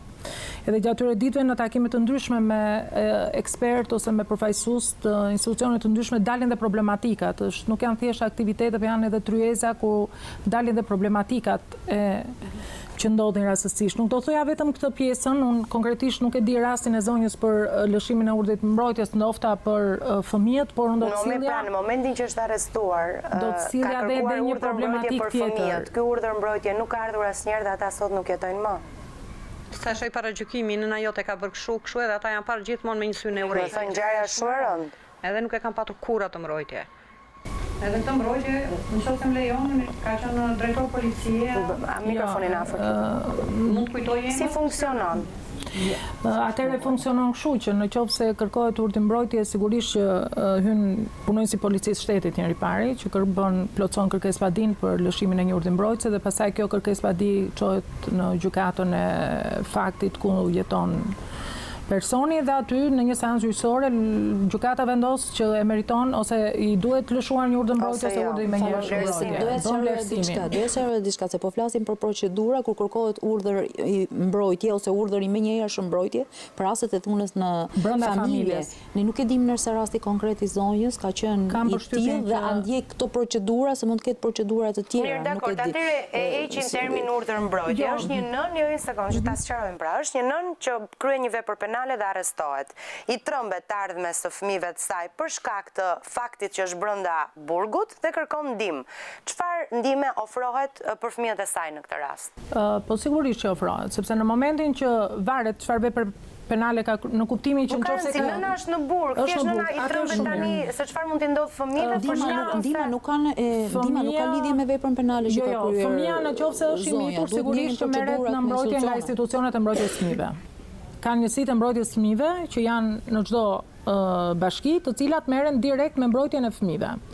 Dhe këto në bashkëpunim me organet e institucione ndryshme që janë policia e shtetit, nëse ka nevojë për të marrë një urdhër mbrojtje ose urdhër menjëhershëm mbrojtje, nëse ka një dhunë brenda një marrëdhënie familjare, veprojnë së bashku me policinë në gjykatë. Nëse nuk kanë dhunë brenda marrëdhënie familjare, në bashkëpunim me sërish me institucione policisë, por edhe me përfaqësues organizatave të ndryshme ose avokati i shtetit që është pa pagesë, mund të shikohen procedurat se çfarë ndihme do të ofrohet dhe çfarë ndihme do t'u jepet tyre fëmijëve. Unë nuk e di rastin konkret, por ajo që unë doja të thoja, që po ta zbërthejmë rastin, do dalim te ajo që ju nuk doni të publikoni, pra arsye pse jeni këtu brenda. Kështu që mendojmë ta ezauroni privatisht një sugjerim zonjës, nëse është ndërlidhur. Nëse bëhet fjalë përpara vitit 2010, nuk e di se për kur bëhet fjalë, por nëse bëhet fjalë përpara vitit 2010, normalisht që mund të drejtohet edhe komisionerit përpara nëse procedurat e institucioneve përkatëse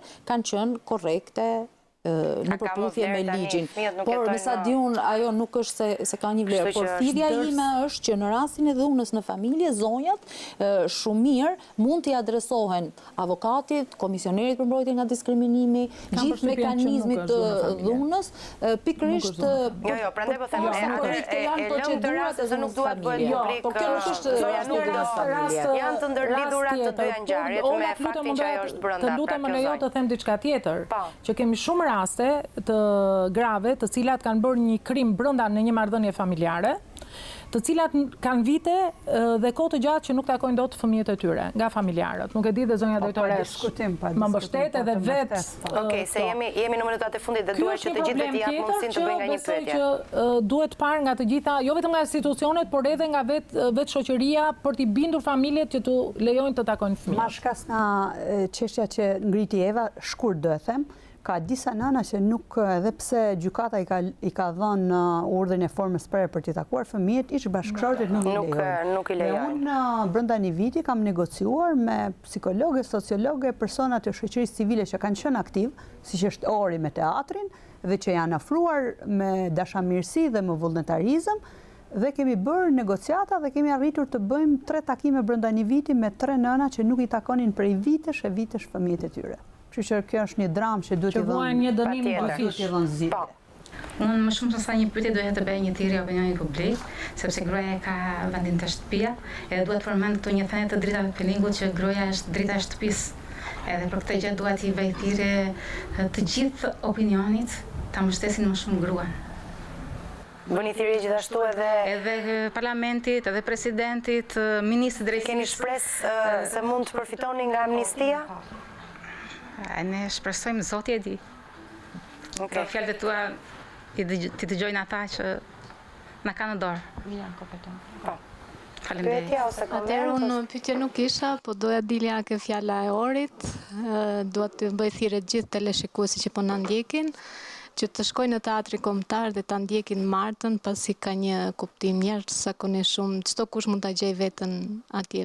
Është çdo kush që mund ta ndjek atë teatr e gjen veten Marta.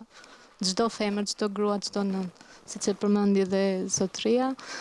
Dhe në fund do t'i bëja thirrje ministrit drejtësisë apo presidentit, çdo kush që na ndjek tani të vëjë dorën në zemër për gjithë këto nëna, vajza, gra, të gjitha vuajnë dënimin këtu në burgun JVP Alidemi 325, pasi çdo kush siç e thanë dhe vetë ka ndje pendesën në vetvete, normal se përderisa e pranon një krim, dije se ke dhe më je penduar në ato momente, po çdo gjë nuk kthehet mbrapsht. Çka hikur e shkuara, siç e thash edhe më parë, është e shkuar dhe ecim përpara në jetën tonë, por duhet rintregim për femrat, për gratë, për mbështetje. Duhet mbështetje mbi të gjitha. Duhet një përkraje. Faleminderit. Për të folur në të përgjithshmen, e këti emisioni dhe për të marrë nisëm nga zonja Ori Kuqe. Atë nisëm duhet ta bëjnë të gjithë ata që do të kenë mundësinë, sepse normalisht që asnjë nuk ngopet me para, por një pjesë shumë e vogël që është e shitur nga punimet në aktivitetin e saj, mund të bëje edhe tjetër kush. Mund të marri nisëm edhe tjetër kush që të na ndihmoje për shumë arsye. Sepse edhe drejtoresha e jon në shumë gra që janë këtu has shumë pengesa, sepse nuk kanë as takime, kur të lirohen nuk kanë ku të hikin, nuk kanë lek për rrugtim dhe kjo normale që do të pagujen nga rroga e vetë, ta mbledhin nga administrata se ku do ta qoje për të kërkuar shoqata, do të jenë më në ndihmë të tonë. Edhe ka shumë gratë të tjera që këtu kanë bërë 15-16 vite burg, ato i kanë harruar edhe fëmijët e vet. Si duhet të përcjellen këto atje, vetëm një pamje, unë për veten time hik dhe i takoj, por ka shumë zonja të tjera që këtu nuk i kanë taku familja, nuk ka kushtu biri pas që t'i ndihmoje në këto kushte, edhe siç thonë edhe të tjerat, edhe unë kam dëshirën e madhe që të kemi një amnisti, një falje, të paktën për ato që kanë vite burgu shumë. Që të jetë shumë e lehtë për të gjithë. Dhe jo për mua që unë kam një vit e gjysmë dhe unë e marova, po ato që kanë bën nga 20 vjet, për ato që kanë bën nga 18, zonja Liliana që ka vite e vite nuk e di se si do të integrohet, kushdo që të merret me ta. Faleminderit shumë. Faleminderit shumë që ishit me mua në këtë panel, edhe po do të kërkoj edhe unë më shumë mbështetje, jo vetëm për ju që jeni këtu, po për gratë shqiptare, për femrën shqiptare. Kështu që një duar trokitje për gratë në përfundim të këtij emisioni. Faleminderit nga zemra. Unë do doja ndërkohë të bëja një kalim, kush do dojtë më hap derën, sigurisht në dhomat tuaja, se dua t'i shoh nga afër kushtet që u përshkruan këtu, kushtet në cilat ju jetoni. Dhe do ta mbyllim si shpremtuam me poezin tuaj. Po, një strofë të saj, ndoshta. Po. Sa vite kanë kaluar, sa puthje për qafime ju kanë munguar, sa lules kanë ulëzuar, sa dhimbje kini kaluar, sa lot gjaku kanë pikuar në këtë vend të mallkuar. Nenat, gjithmonë fëmijët e tyre i kanë kërkuar. Ditëlindjet e tyre asnjëherë pranë tyre s'ja kanë uruar. Shkoj te telefoni, zile si bie, vetëm zërin i dëgjoj. Ah, mor biri them. Në faqen tënde, unë po pus, në vend faqes tënde, unë po pus telefonin. Dhe në atë telefon, vetëm lotët e tu i ndjej. Jeta është sprov. Këtë val shumë njerëz nuk e din, po të dini një gjë o motra, se në shpirtin ton ka lënë plag, në jetë ka lënë një histori. Faleminderit. Faleminderit, shumë emocionuese. Okej, e mbyllim këtu këtë pjesë për të zhvendosur në dhomat ku jetojnë këto gra. Na ndiqni në rrugtimin ton brenda burgut 325. Atëherë, këtu do të nisë edhe rrugtimi i emisionit Njerëz në Fokus, në për disa nga vendbanimet e këtyre zonjave. Jemi në burgun 325 gjithmonë në Tiranë. E para derë që do na hapet është ajo, po të them shkurt tani e Olës, jemi dy Ola këtu që shkojmë drejt dhomës tënde. Pra dhoma jote mban numrin 7, apo jo? Numrin 7. Jemi 5 goca.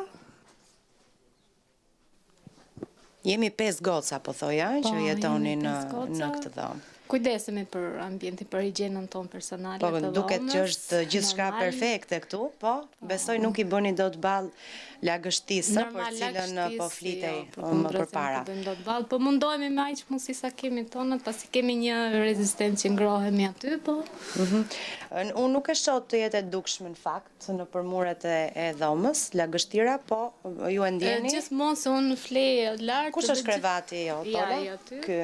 Me këto arushat me zemër. Po. Janë arushat e djalit tënd? Po, normalia i kam mbajtur unë që kur të më vinë takim janë të adhuroj të gjitha. Kur e ke takuar për herë të fundit? Që në 2014. Është mirë tani aja, apo jo? Normal, është në shumë mirë, është rritur, ka ndryshuar foto e fundit të ajo që kam vendosur aty e fundit fare. Një fëmishoj bukur, i cili tani ndjek shkollën, apo jo? Ma kanë bërë surprizë ato foto, mi kishin vendosur dhe më kanë të rritë gocat brënda, tha, Lola hajde, tha, se kemi një surprizë, kur i kam pa, nuk e kam njohur të fare djalin tim, kam thënë, që janë ato foto? Pastaj një moment një foto që e njojta ishte djalin tim dhe... Djali tani është në shkollë, në kopë? Është parashkollor. Në parashkollor, ecën mirë me mësime? Me aq sa mund të mësoj një fëmijë parashkollor? Mirë, është i shkathët, nuk e kam shumë merak, pasi bën çdo gjë ballë vetë edhe pse është i vogël 5 vjeç, por ka marrë malli shumë besoj. Shumë, normal. Si çdo nën do të jetë pra fëmijës vet. Normal, siç e përmendet edhe vet, si me dashje pa dashje çdo femër mund të gabojë në jetë, por mbetet nën, mbetet femër. Beson në Zot? Beson në Zot? I lutesh Zotit që të ta mbrojë fëmijën sa herë që flet gjuhë? Normal, çdo natë sa herë që flet gjuhë, mos Zot mbaroj nga çdo gjë e keqe. Kaq, vetëm të jetë mirë ai, se edhe jeta ime para fëmijës tim nuk e vëj dyshim. Të më ndodh çfarë ndodh mua, po të kem mirë djalin. Kjo ka rëndësi për gjitha nënat, normal, kam përshtypjen. Si çdo nënë. Do me thënë, ju këtu jetoni pra jeni 4 goca? Po, bashkë me mua 5. 5 goca. Ndërkohë këtu 1, 2, 3, 4, 5, 6, 7, 8 mund të akomodohen brenda një dhome. Kemi pasjen edhe 8 veta, kanë qenë akoma dhe më keq. Po si ja bëni për të vendosur teshat tuaja, për të patur pra hapësirën personale? I vendosim këtu bashk, dyshe, ja. I vendosni bashk? Pra këtu janë teshat personale të...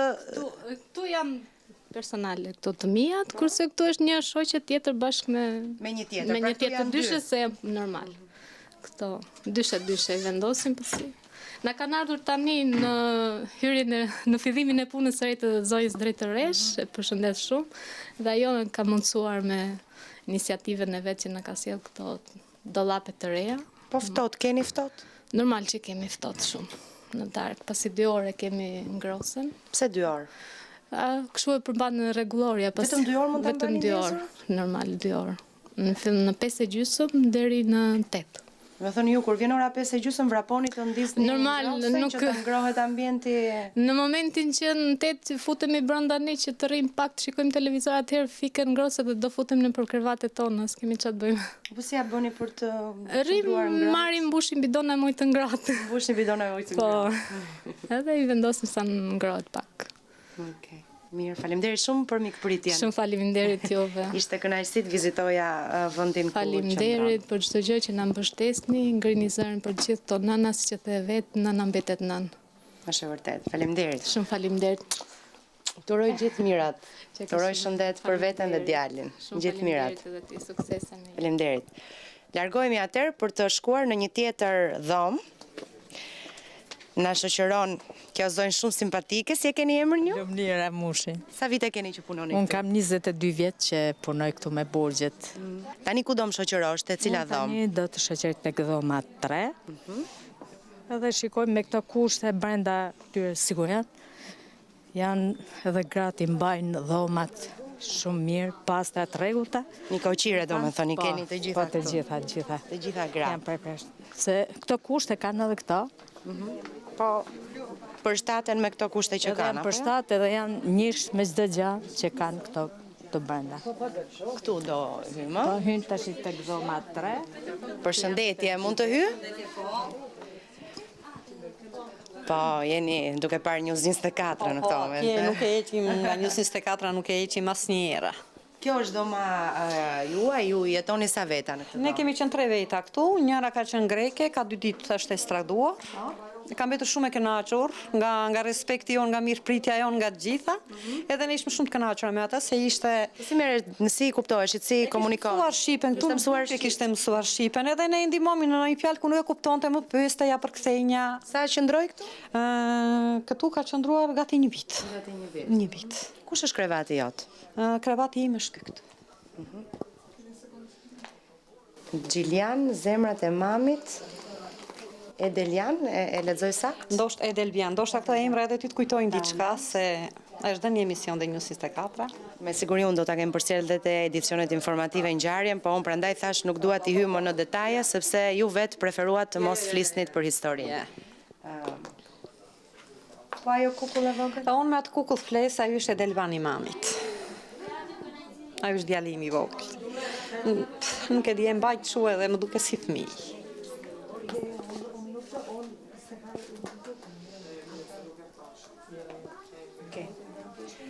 Unë nuk shikoj në muret e kësaj dhome, do në shikoj një përkujdesje maksimale nga ana juaj, po nuk shikoj lagështirën që ju më përmëndët. Duhet jetë e fshehur në për mure, apo?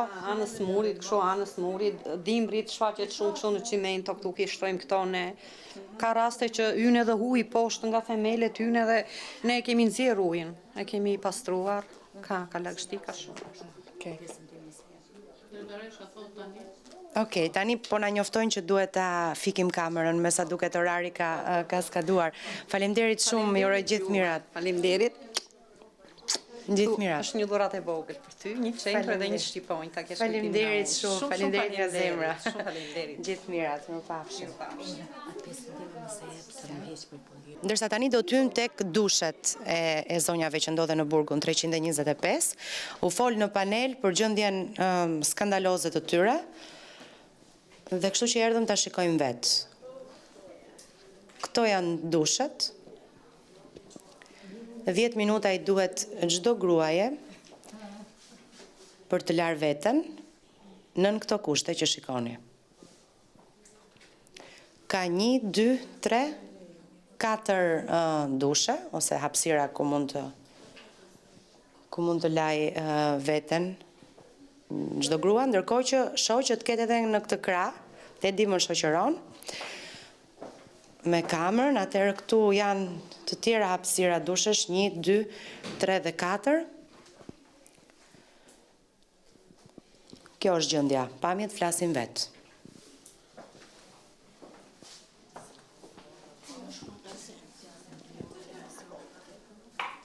Po këtu s'ka ujë, pse mbahen kovat me ujë, apo thjesht... Okej. Në frasin mund të shti, hajde, thot drejtë. Ja. Po, na përfundoi leja që kishim në burgun 325, kështu që e mbyllim këtu këtë transmetim që patëm. Faleminderit që na ndoqët. Njerëz në fokus rikthehet në e ardhshme.